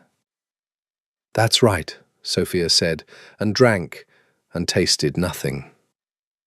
Later, alone in her room, she took out the locket and looked at the 2 faded children behind the yellow curtain, and she understood with a cold clarity that terrified her. Luca knew. Not everything, perhaps. But he knew about the first 6 years. He knew there was a secret in Dante's origins, and he was circling it, savouring it, saving it. The same way he was saving whatever he knew about the affair. Luca wasn't hunting for a weapon. Luca already had 2 of them, and he'd brought them all home to Naples, to the exact ground where the secrets were buried, so that when he finally struck, it would be here, where it began. Perfect, complete and impossible to survive. The betrothal feast blazed. The whole compound had turned out for it. 200 guests, capos and cousins, and the great extended body of two ancient families, tables groaning under Neapolitan feast food, wine running like the bay itself, and at midnight the fireworks began over the water, great blooming flowers of light that pulled every face upward and every eye away from the chapel on the far side of the grounds. Sophia stood beside Luca on the main terrace, his arm around her waist, and played her part. "You're beautiful tonight," Luca murmured, watching the fireworks paint her face. "Nervous, though. Your hands are cold." He caught one and pressed it to his lips. "Are you afraid, Cara? Brides are meant to be afraid, they tell me.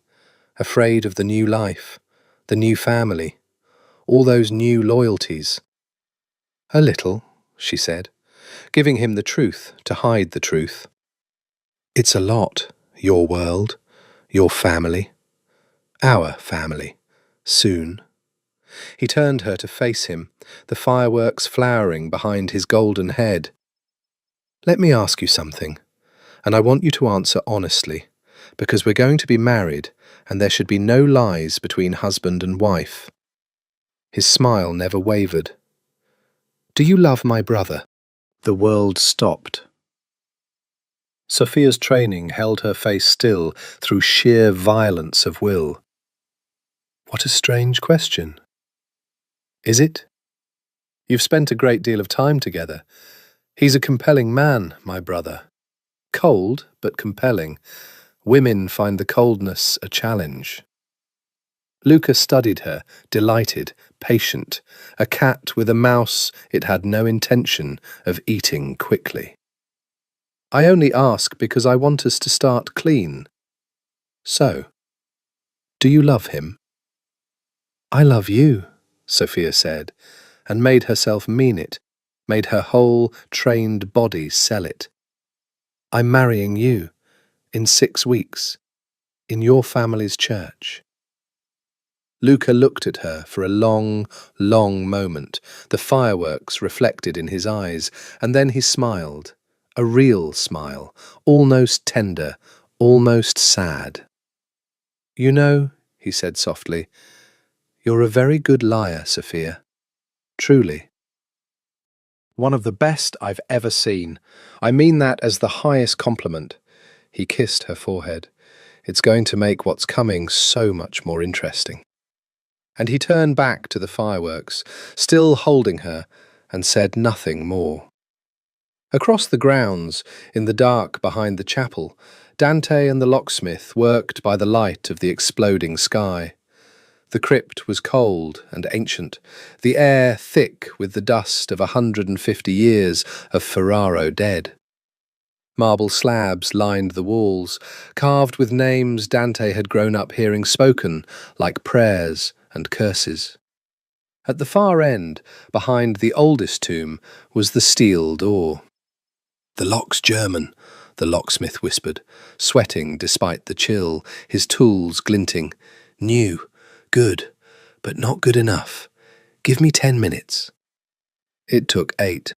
The door swung open onto a small stone room, climate-controlled, lined with steel shelves, his father's true archive, the buried heart of the empire.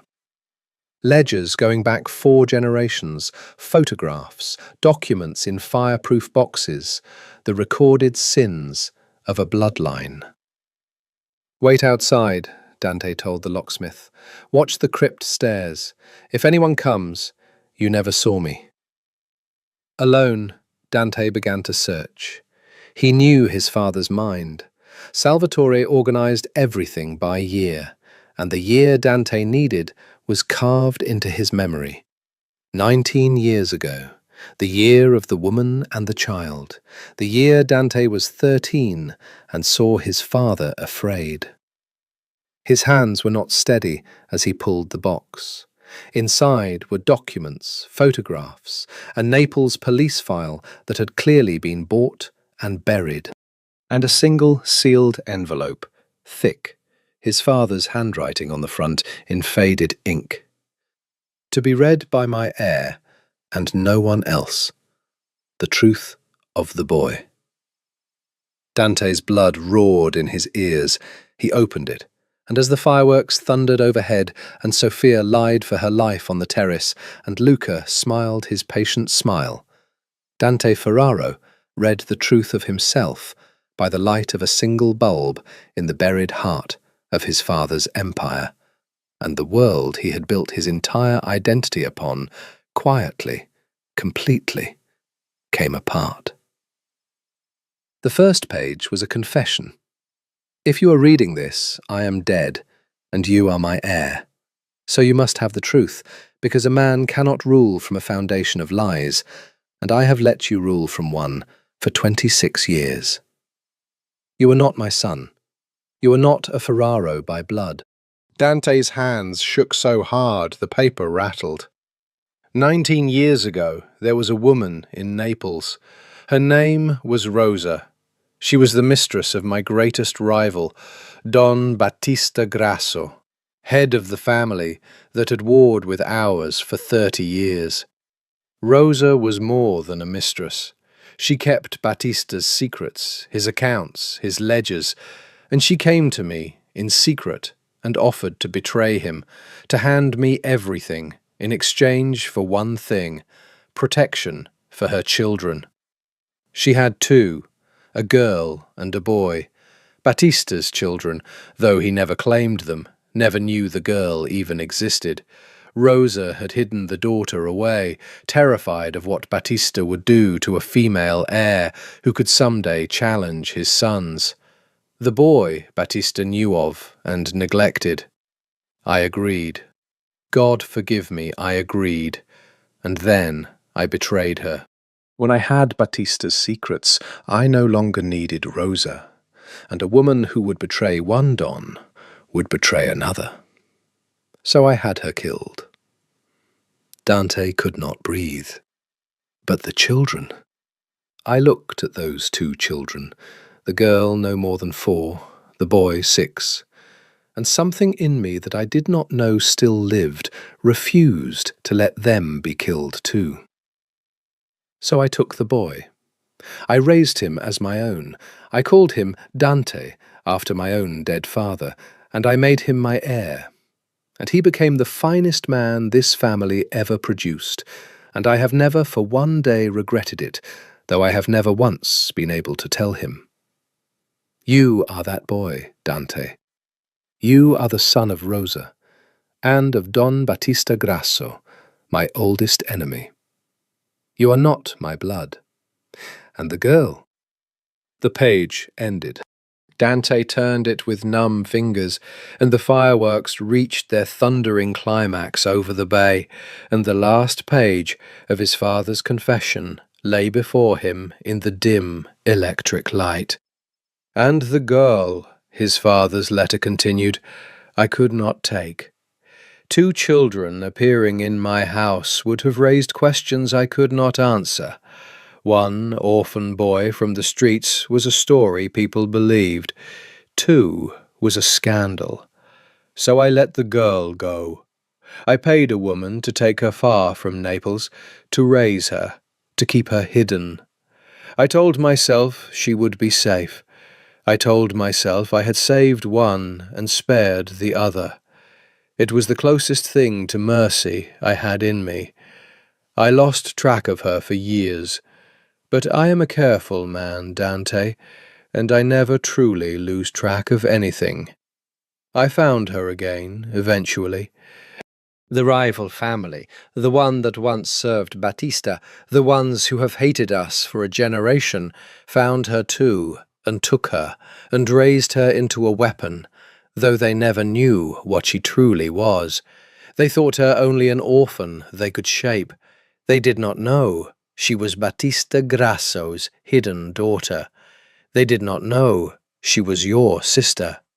Her name, when I last found her, was Sophia. The letter fell from Dante's hands. He stood alone in the buried room beneath the chapel. the fireworks fading over the bay above, and he understood everything at once, the whole monstrous architecture of it, and he thought he might be sick. Sophia was Rosa's daughter, Battista Grasso's daughter, the girl behind the yellow curtain, the child he'd reached for in his oldest memory, the crying he'd never been able to explain. His sister. Not by adoption, not by the accident of two boys raised in one house, by blood. The same mother, the same monstrous father, the same room, the same yellow curtain, the same lullabies in Neapolitan that neither of them could fully remember. Sophia was his sister. He gripped the steel shelf to stay upright. Every night in the safe house, the stairwell, the way he'd held her face like glass, the word she'd finally said, "Because I love you," and the word he'd been about to say back, his sister. And then, cutting through the horror like a cold blade, the strategist in him, the part his father had forged, the part that never stopped calculating, even at the end of the world, seized on the other truth buried in the same confession, the truth that changed everything a second time. He was not a Ferraro. He was Battista Grasso's son. He had no Ferraro blood at all. And Luca,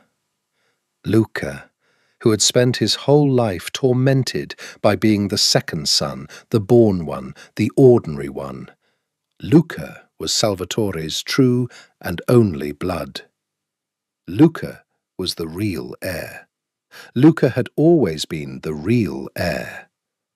And Salvatore, knowing it, had given the empire to the adopted son of his dead enemy anyway. Because that son was stronger, because that son was better. If Luca knew this, and Dante was suddenly sickeningly certain that he did, then Luca's entire war made a different kind of sense. This wasn't just ambition. This was a true son who'd been passed over for a stranger, an impostor, the child of the family's greatest enemy. In Luca's eyes, Dante wasn't just a rival. Dante was a usurper with no right to anything, a cuckoo in the nest, the son of the man who'd tried to destroy them all. And Sophia. If Luca knew about Dante's origins, did he know about Sophia's? Did he know she was Grasso's daughter too? Did he know? Dante's mind reeled. Luca had asked Sophia at the feast, "Do you love my brother?" Luca had been circling the affair for weeks, saving it. But the affair was a death sentence only because Sophia was Luca's fiancée. If Luca revealed instead that Dante and Sophia shared blood, that they were brother and sister, then it wasn't merely a betrayal of family honour. It was incest, the oldest and most absolute taboo of all. Exposed in front of the commission, it wouldn't just destroy Dante, it would make him a monster beyond forgiveness, beyond even the mercy of a quick death. "It's going to make what's coming so much more interesting," Luca had said. "I couldn't have planned it better myself." Dante understood now.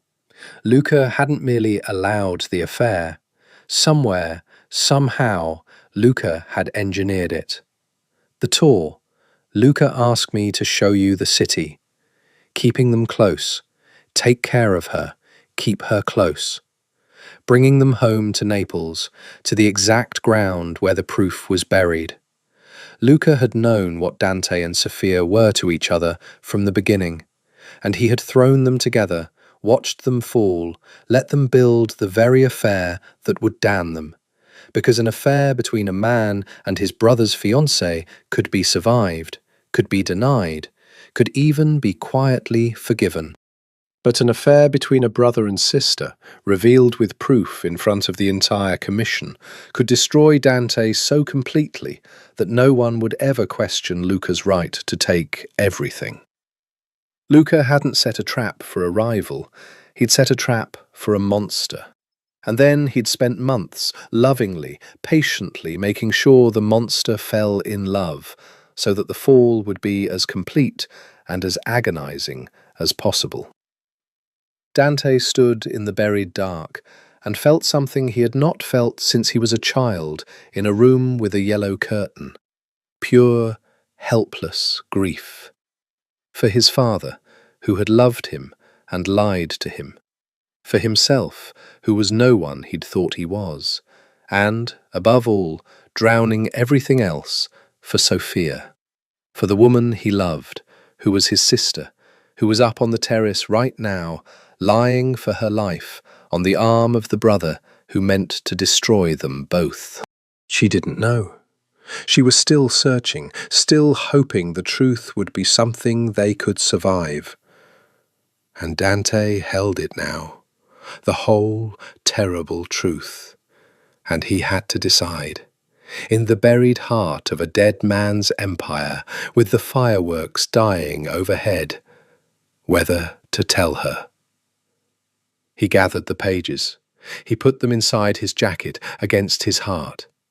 He wiped the shelf, closed the box, and left the archive exactly as he'd found it. Because whatever came next, he would not let Luca know that Dante now knew what Luca knew. Information was the only true wealth. Whoever held the truth held the power. Dante climbed out of the crypt into the fading light of the fireworks, his face a mask of stone, his heart in ruins, and went to find the only family he had left in the world, and lie to her, one more time, to keep her alive. He did not tell her that night. He could not. He found her on the terrace after the guests had thinned, after Luca had drifted off to hold court with the Capos over Grappa, and he stood beside her at the balustrade, the way a brother-in-law might, looking out at the black bay where the last firework smoke still hung. "Did you find it?" she whispered, not looking at him. "No," Dante lied. "The box for that year was empty. Someone got there first." He felt her flinch, felt the disappointment and the fear move through her. "Luca," she breathed. "Maybe. I don't know." Each lie was a stone he laid on his own chest. "We'll keep looking.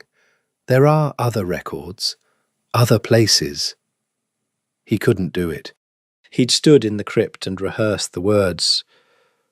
"Sophia, we are brother and sister. We share a mother. We share the monster who fathered us." And he could not make them real.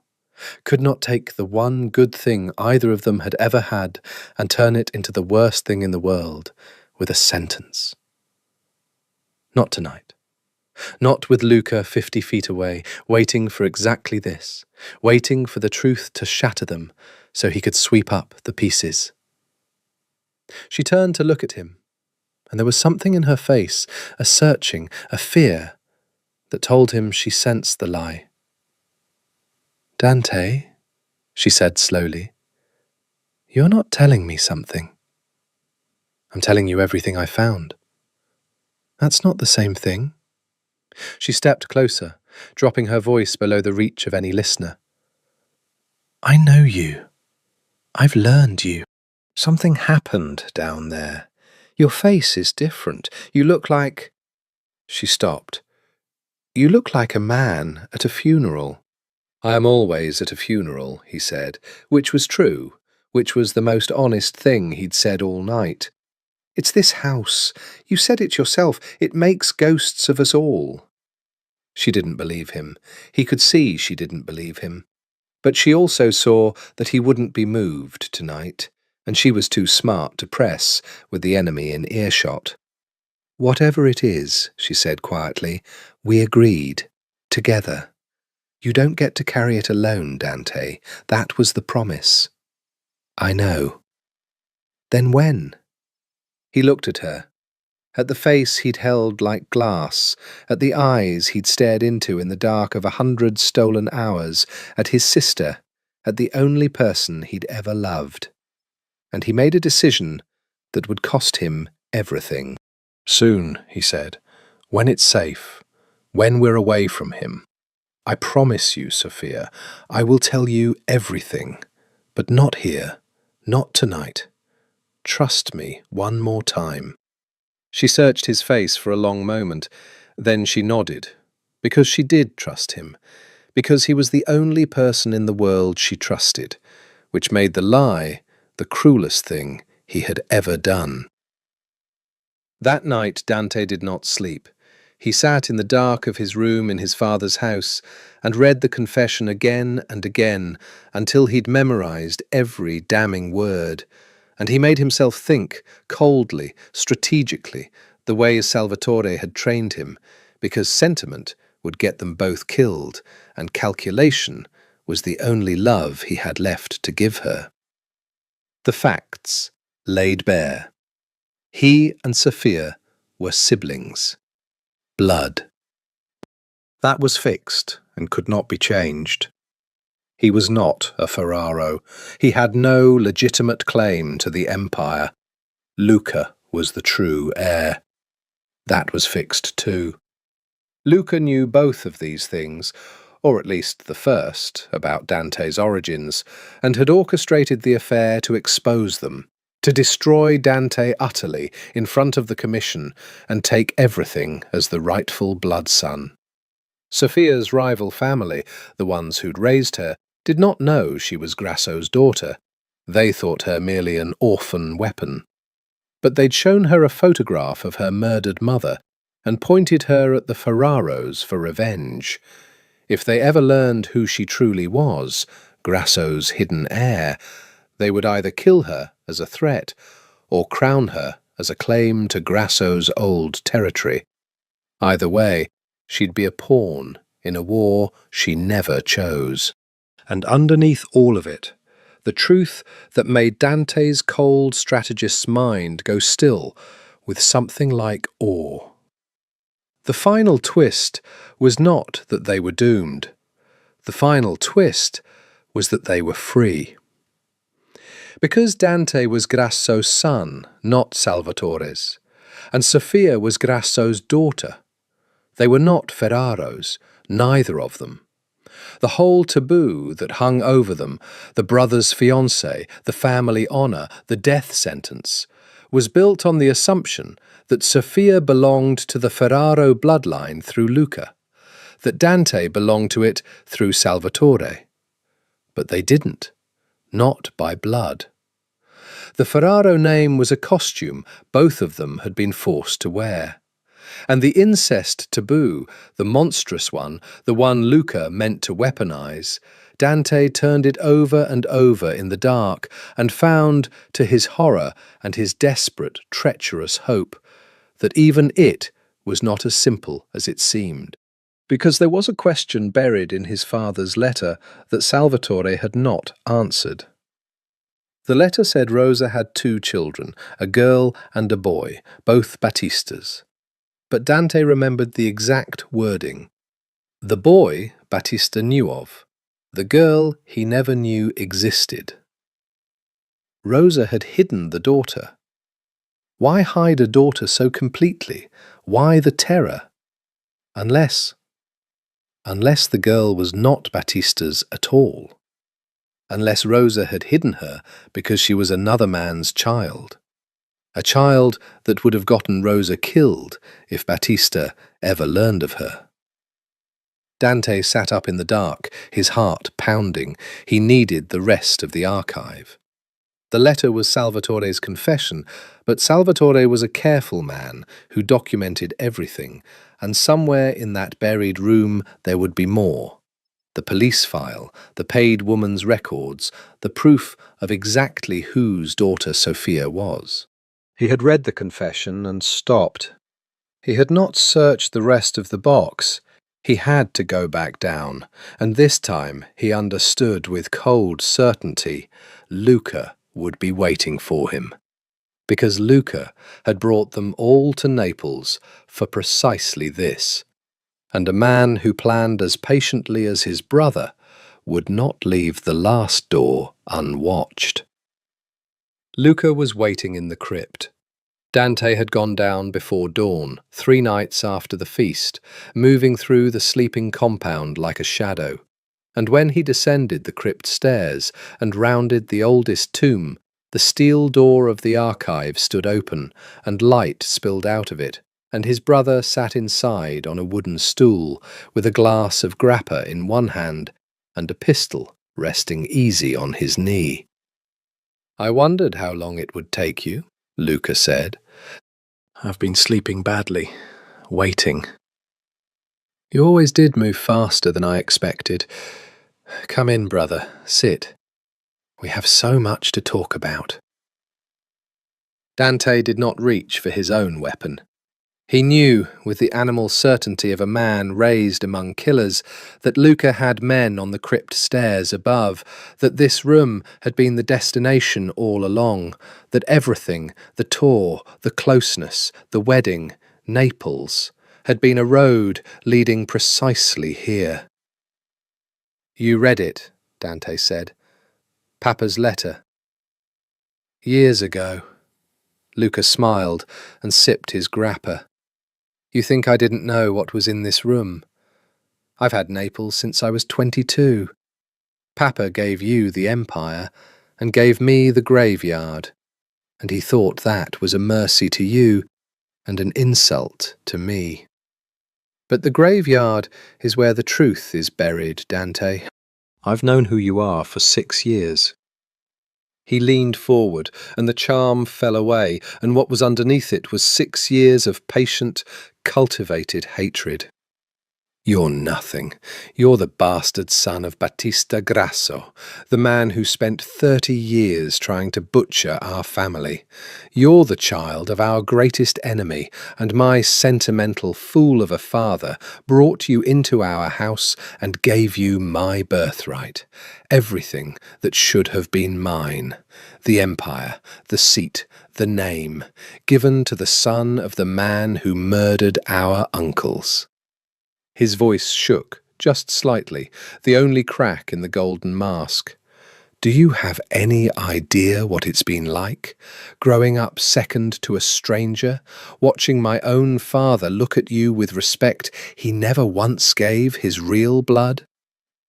"So this was never about the casinos," Dante said quietly. "It was always about the casinos, and it was never about the casinos." Luca laughed, wiping his eyes with the back of his gun hand. "It was about justice, brother. About taking back what's mine from a usurper who has no right to any of it. I could have simply killed you. A bullet, an accident, easy. But that wouldn't have been enough. A dead Dante is a martyr.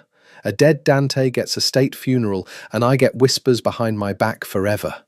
Poor Luca, the lesser brother, only got the throne because the great Dante died." He shook his head.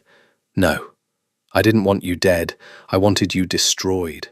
I wanted the whole commission, every family, every man who ever knelt to you, to see you for the monster you are, so that when I took everything, they'd thank me for it. So you gave me Sophia." Luca's smile returned, wide and terrible and delighted. "There it is. Yes. That's the masterpiece. That's the part I'm proudest of." He set down the grappa. "Do you know what I found in this room 6 years ago, right next to Papa's confession about you? The rest of it. The girl. The daughter Rosa hid. Papa tracked her for years. He kept records on everything, our father, God rest his meticulous soul. A girl, raised by a rival family, trained into a weapon.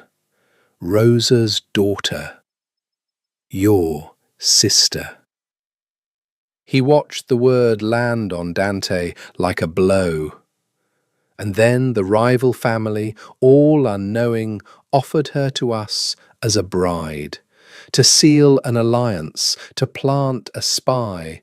They had their own little scheme.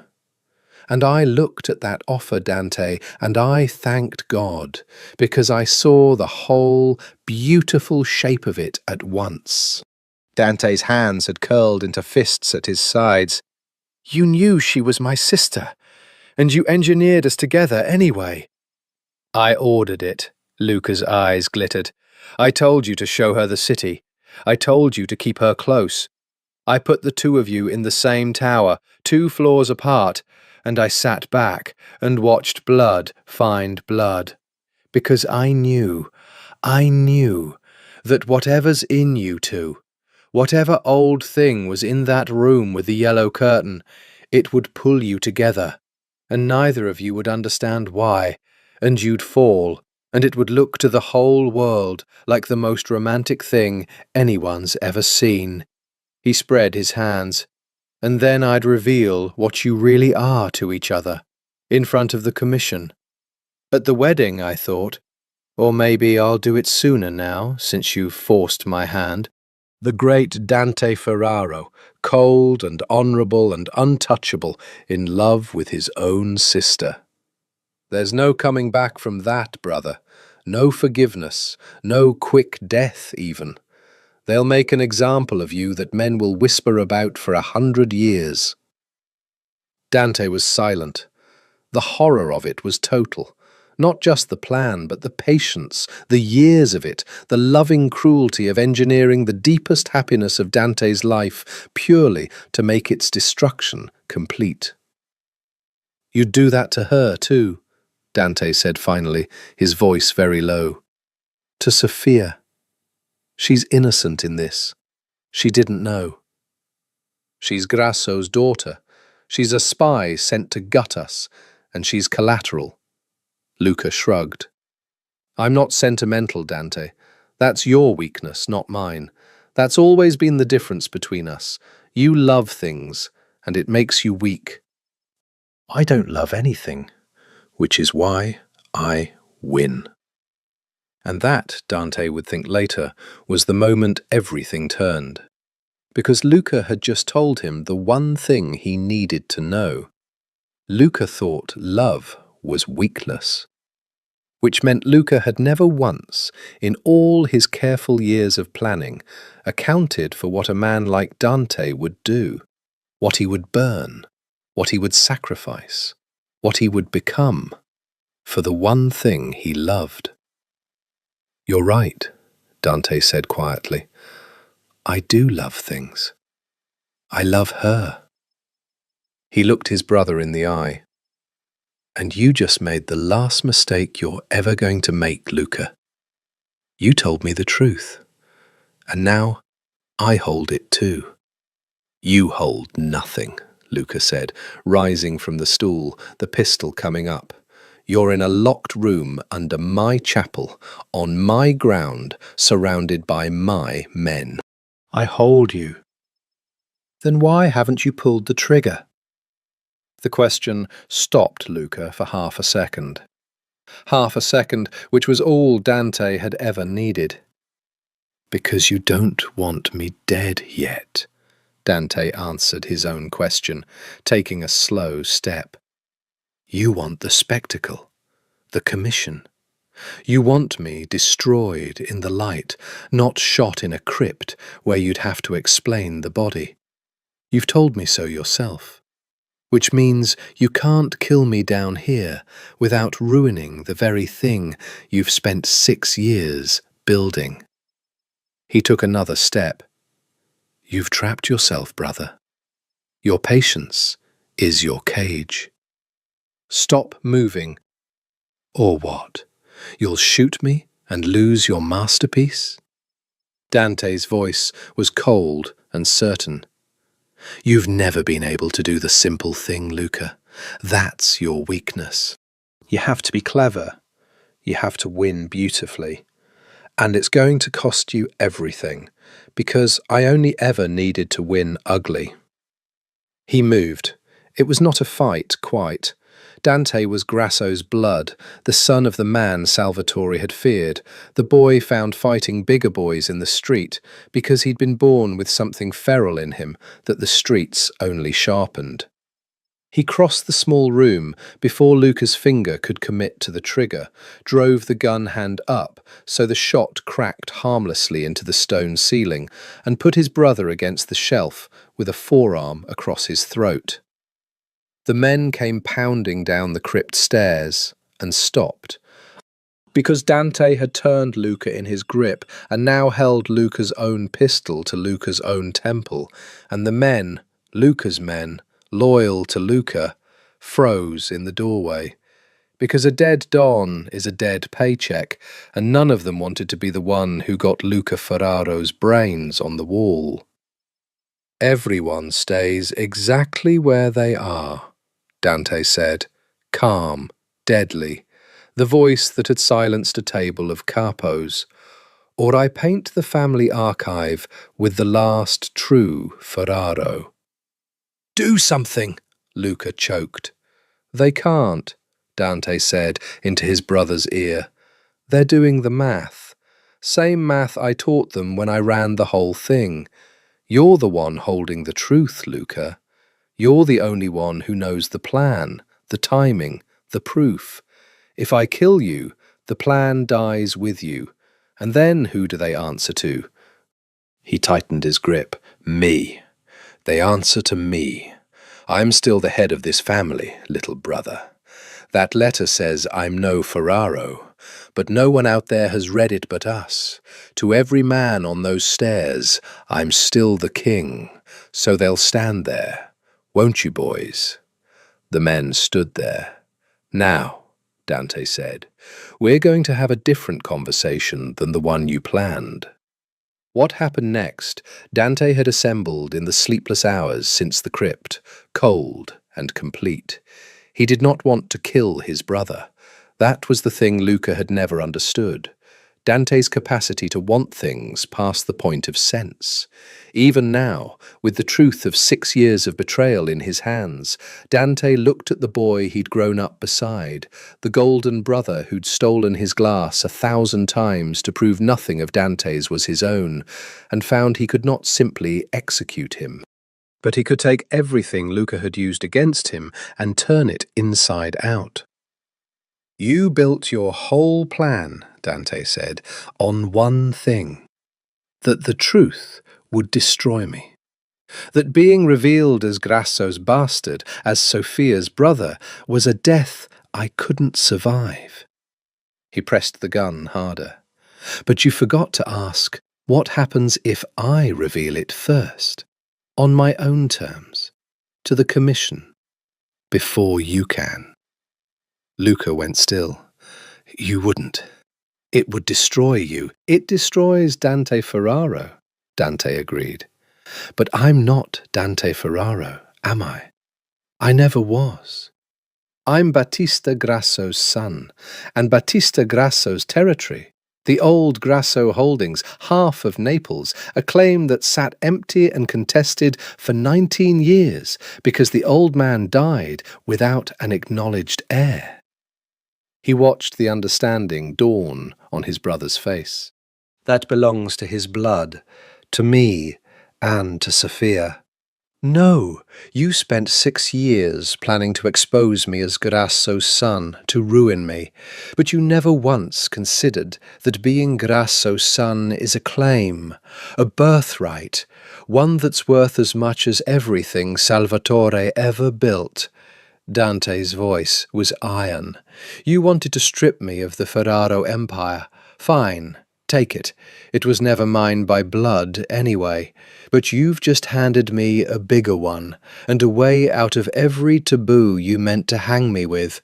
Because the moment the truth is out, Sophia and I aren't a scandal in the Ferraro family. We're the last 2 heirs of the Grasso bloodline. We were never Ferraros at all. Your family honor, your brother's fiancé death sentence, none of it ever applied to us. We just didn't know it." Luca was breathing hard, his golden certainty in pieces. "You're still her brother," he spat. "That doesn't change. That's the one thing you can't spin, Dante. Blood is blood. You love your own sister. There's no bloodline claim in the world that makes that clean. And there it was, the last wall, the last horror, the one Dante had lain awake circling. "No," Dante said softly, "there isn't, if it's true." He met his brother's eyes. "But I read Papa's confession, Luca. Did you read all of it? Every page? Or did you stop when you had enough to hurt me with?" Something flickered in Luca's face. Doubt. The first doubt Dante had seen in him in his entire life. "Because our father," Dante said, "was a careful man. And there's more in this room than you found. And I'm about to read all of it, with you watching. And then we'll both know whose daughter Sophia really is." Dante made Luca sit. He made the men wait on the stairs. And with the gun never leaving his brother, he searched the box a second time. The box he'd fled from 3 nights ago after only the confession, too shattered to read further. Beneath the letter was the police file, bought and buried. Beneath that, the records of the paid woman who'd taken the girl away. And beneath that, at the very bottom, a second sealed envelope, thinner than the first, his father's handwriting fainter, as if written years later.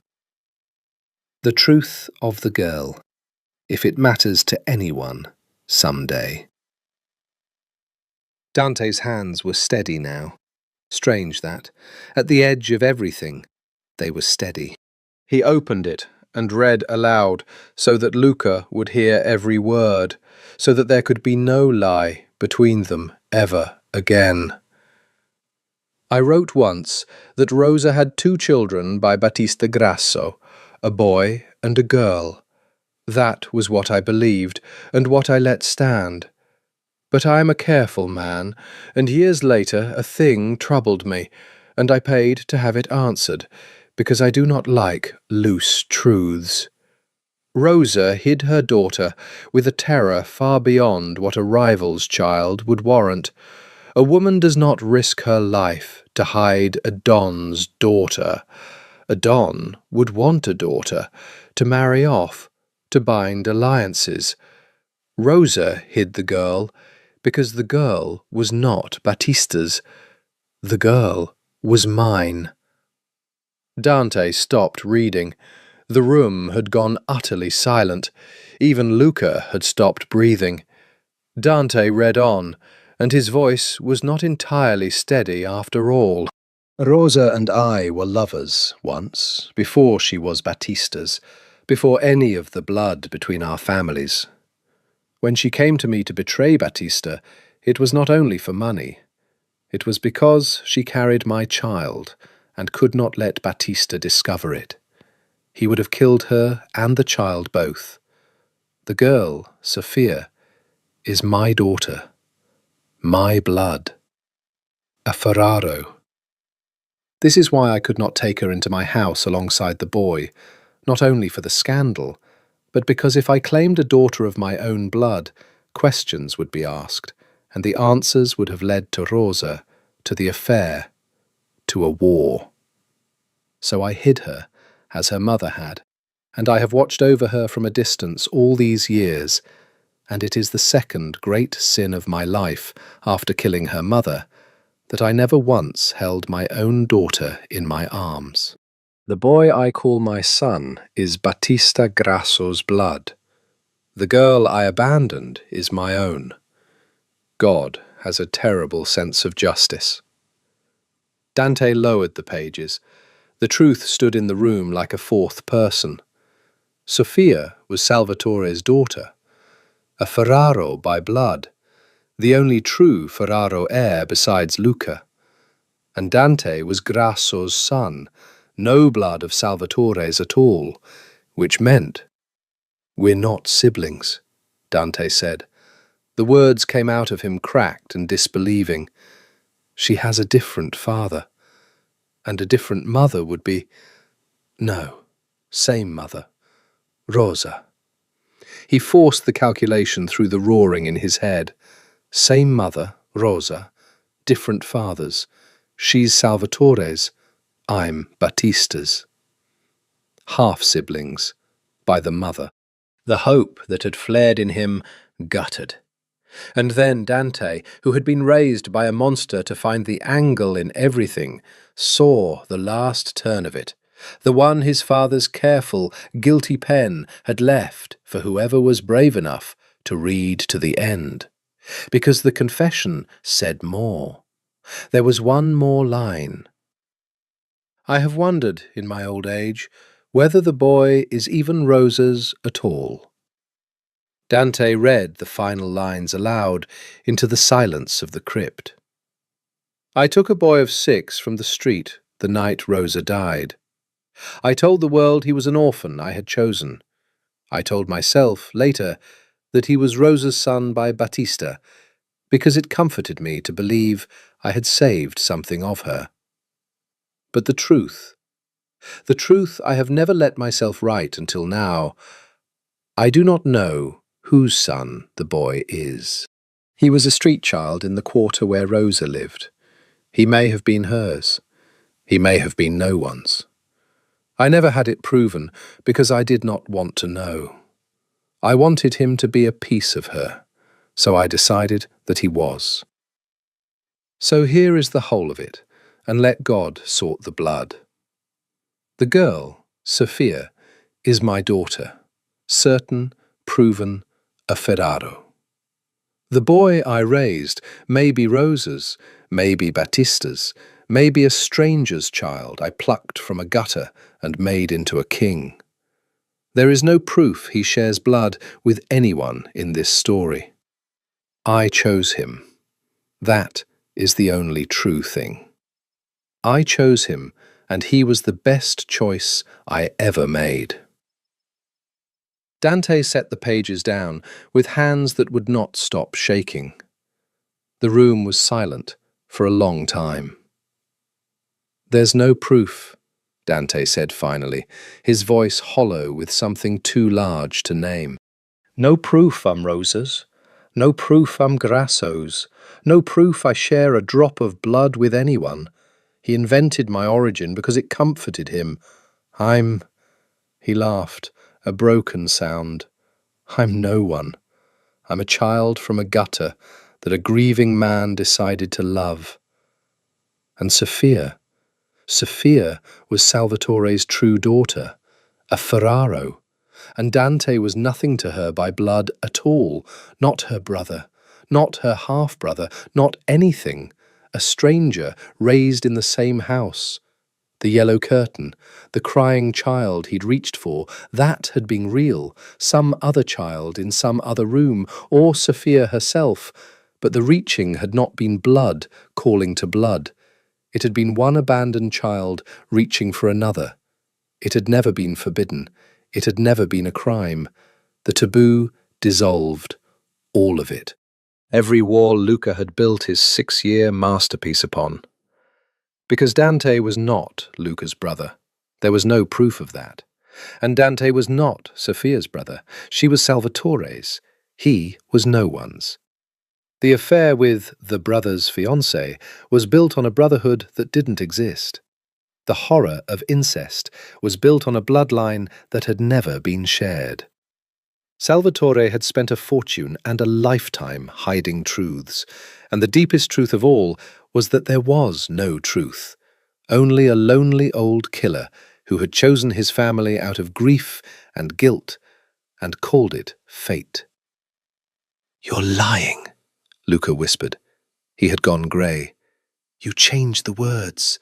Give me the pages." Dante threw them at his feet.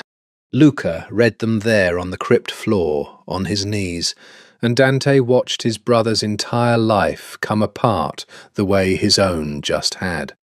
Because if Dante was no one's son, then Luca had spent 6 years, his whole soul, hating a stranger for stealing a birthright that a stranger could never have truly held.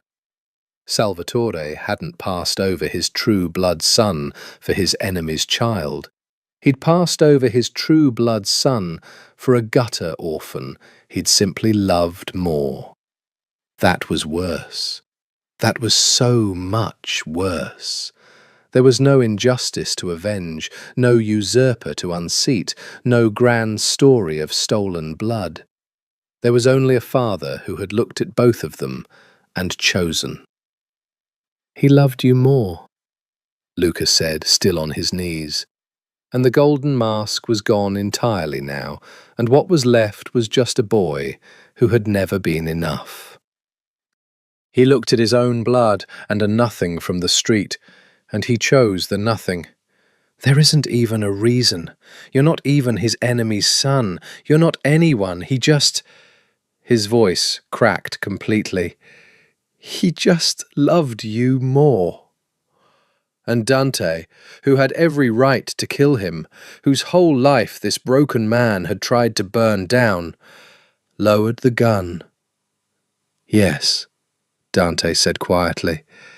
"He did, and I never understood why, and I hated it too, in my way, being the chosen one, always waiting for the day he'd realize his mistake." He crouched to his brother's level. "We were both starving at the same table, Luca. You for the blood he gave me for the love you were born into and never had to earn. Neither of us ever had the thing we thought the other one had. That's the joke. That's the whole joke." Luca looked up at him, wrecked. "So what now?" he said. "You've won. You have the pages, you have the men, apparently, God help me. You can stand up in front of the commission and tell them I plotted against my brother, and they'll kill me for it, and you'll keep everything." He bared his teeth in something that wasn't a smile. "Do it. Finish it. It's what I'd do." "I know it's what you'd do," Dante said. "That's the difference between us. It always was." He stood. "Get up, Luca. We have a family to save, including you, God help me." Dante told her everything on the terrace at dawn. He'd sent for her the moment he came up from the crypt, and she'd come running, and he'd made her sit, and he'd put his father's pages in her hands and watched her read the truth of herself the way he'd read the truth of himself, the murdered mother, the hidden daughter, the father who watched her from a distance his whole life and never held her, the blood that made her a Ferraro after all. And the last page, the one that unmade the taboo, the one that said Dante was no one's son, no one's brother, no blood of hers at all. She read it 3 times. Then she looked up at him, and the bay was turning gold behind her, and she was crying and laughing at once, the way people do when a grief and a joy arrive in the same breath. "We're not—" She couldn't finish it. "No," Dante said, "we're not. There's no proof I'm anyone's. I'm a boy from the street he chose to love. That's all I've ever been." He knelt in front of her chair, taking her hands. "You're his daughter, Sophia. You're a Ferraro. You have a name and a blood and a claim, all the things I spent my life pretending I had, and I'm—" His voice caught. "I'm nothing. I'm no one. I'm a man with no history and no name that's truly his, and I have no right to ask you for anything." "Stop!" She gripped his hands hard. Don't you dare do the thing where you decide you're not worth it. You're the only person who ever looked for the real me. You said it in the desert. You fell in love with the spy, not the bride. And I fell in love with the man, Dante, not the name, not the blood. I don't care whose son you are, you're mine. That's the only bloodline I care about." She pressed his hands to her chest, to the locket, to the two children behind the yellow curtain. We were reaching for each other before either of us had names. That's not a crime. That's the only thing in this whole poisoned world that was ever clean. He kissed her then, on the terrace, in the daylight, where anyone could see. The thing she'd asked for, the thing he'd sworn on the only thing he had left. Out loud, in the light. But there was still Luca, and still the commission, and still a war. They convened it 3 days later, the great families summoned to Naples for what they believed was a wedding, gathered instead in the compound's ancient hall because Dante Ferraro had called a commission, and no one refused a commission called by the man who ran the largest empire in America.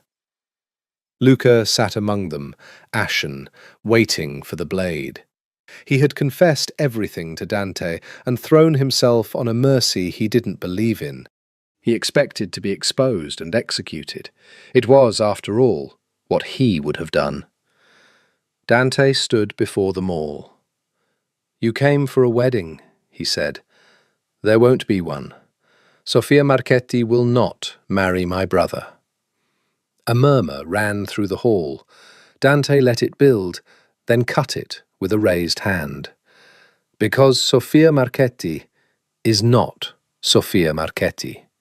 She is Sofia Ferraro, the true-blood daughter of Salvatore Ferraro, hidden at birth for her protection, and I have my father's own written confession to prove it. She is not a bride to be traded. She is an heir, the heir, his blood. The hall erupted. Sofia stood at the front, in white, no longer a shroud, and let them see her, the murdered woman's daughter, the hidden Ferraro, the claim made flesh. "And me," Dante went on when the noise died. Here it was. The thing Luca had planned to destroy him with.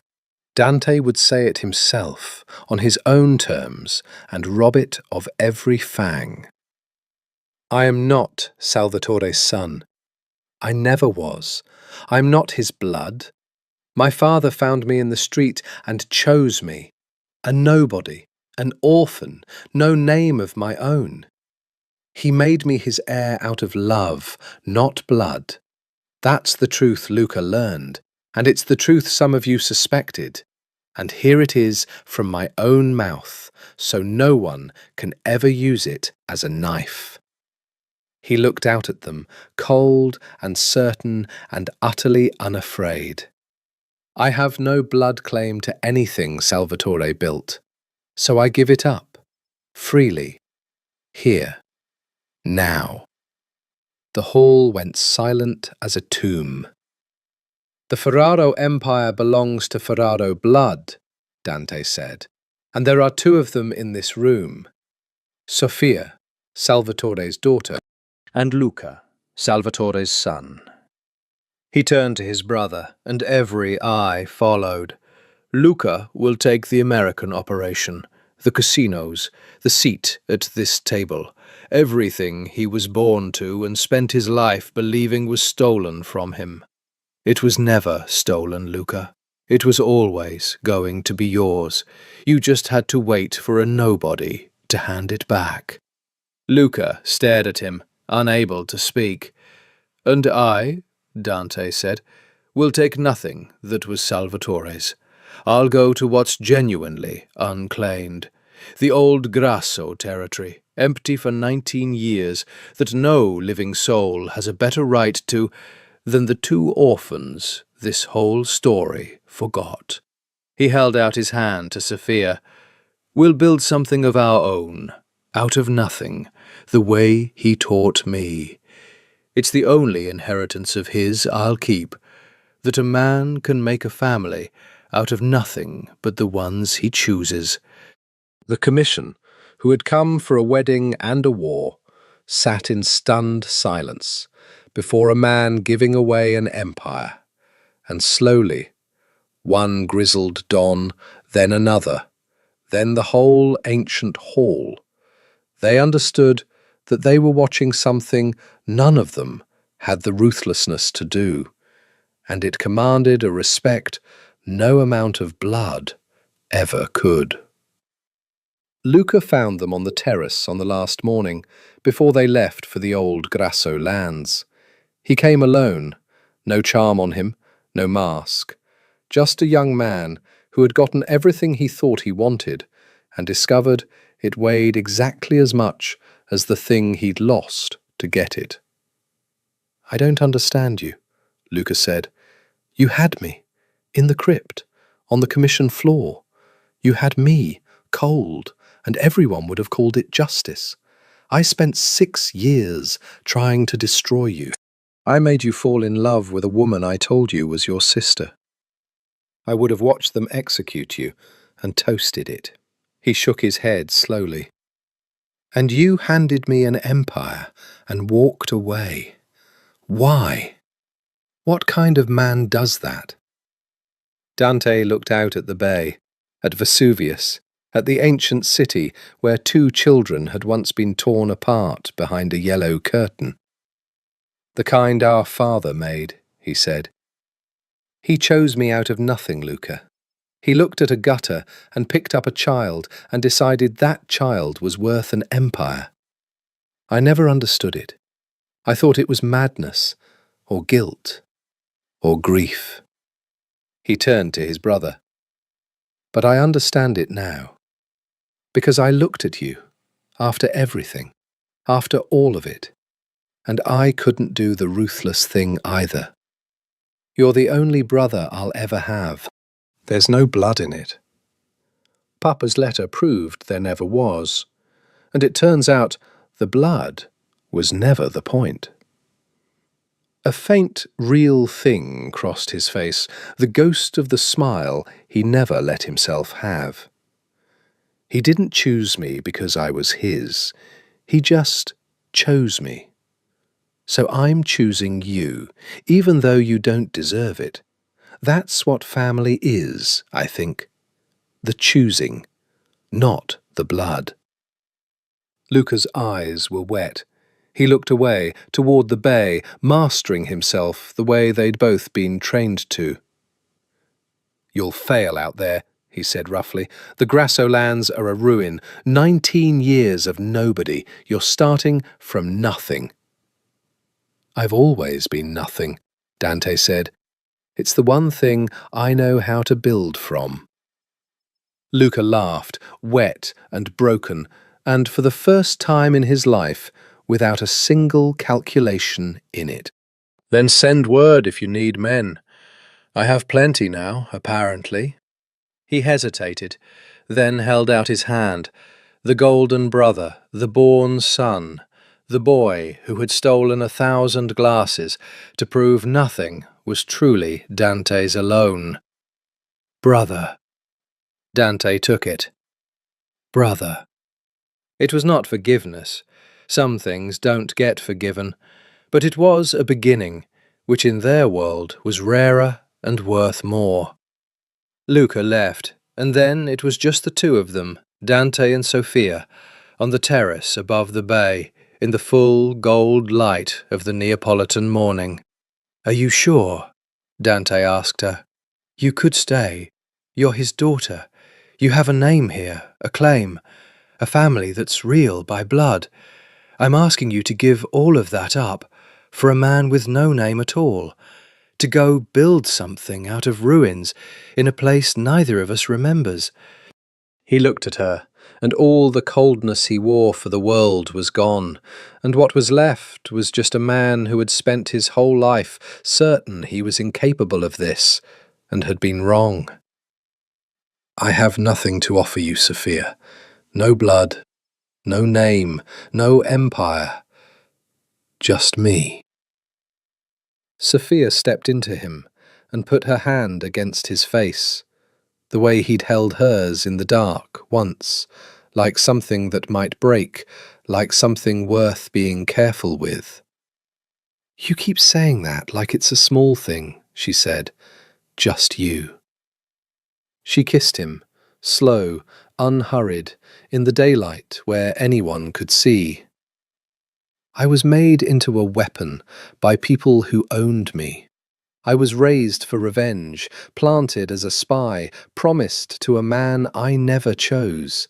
Every single thing about my life was arranged by someone else. And the one thing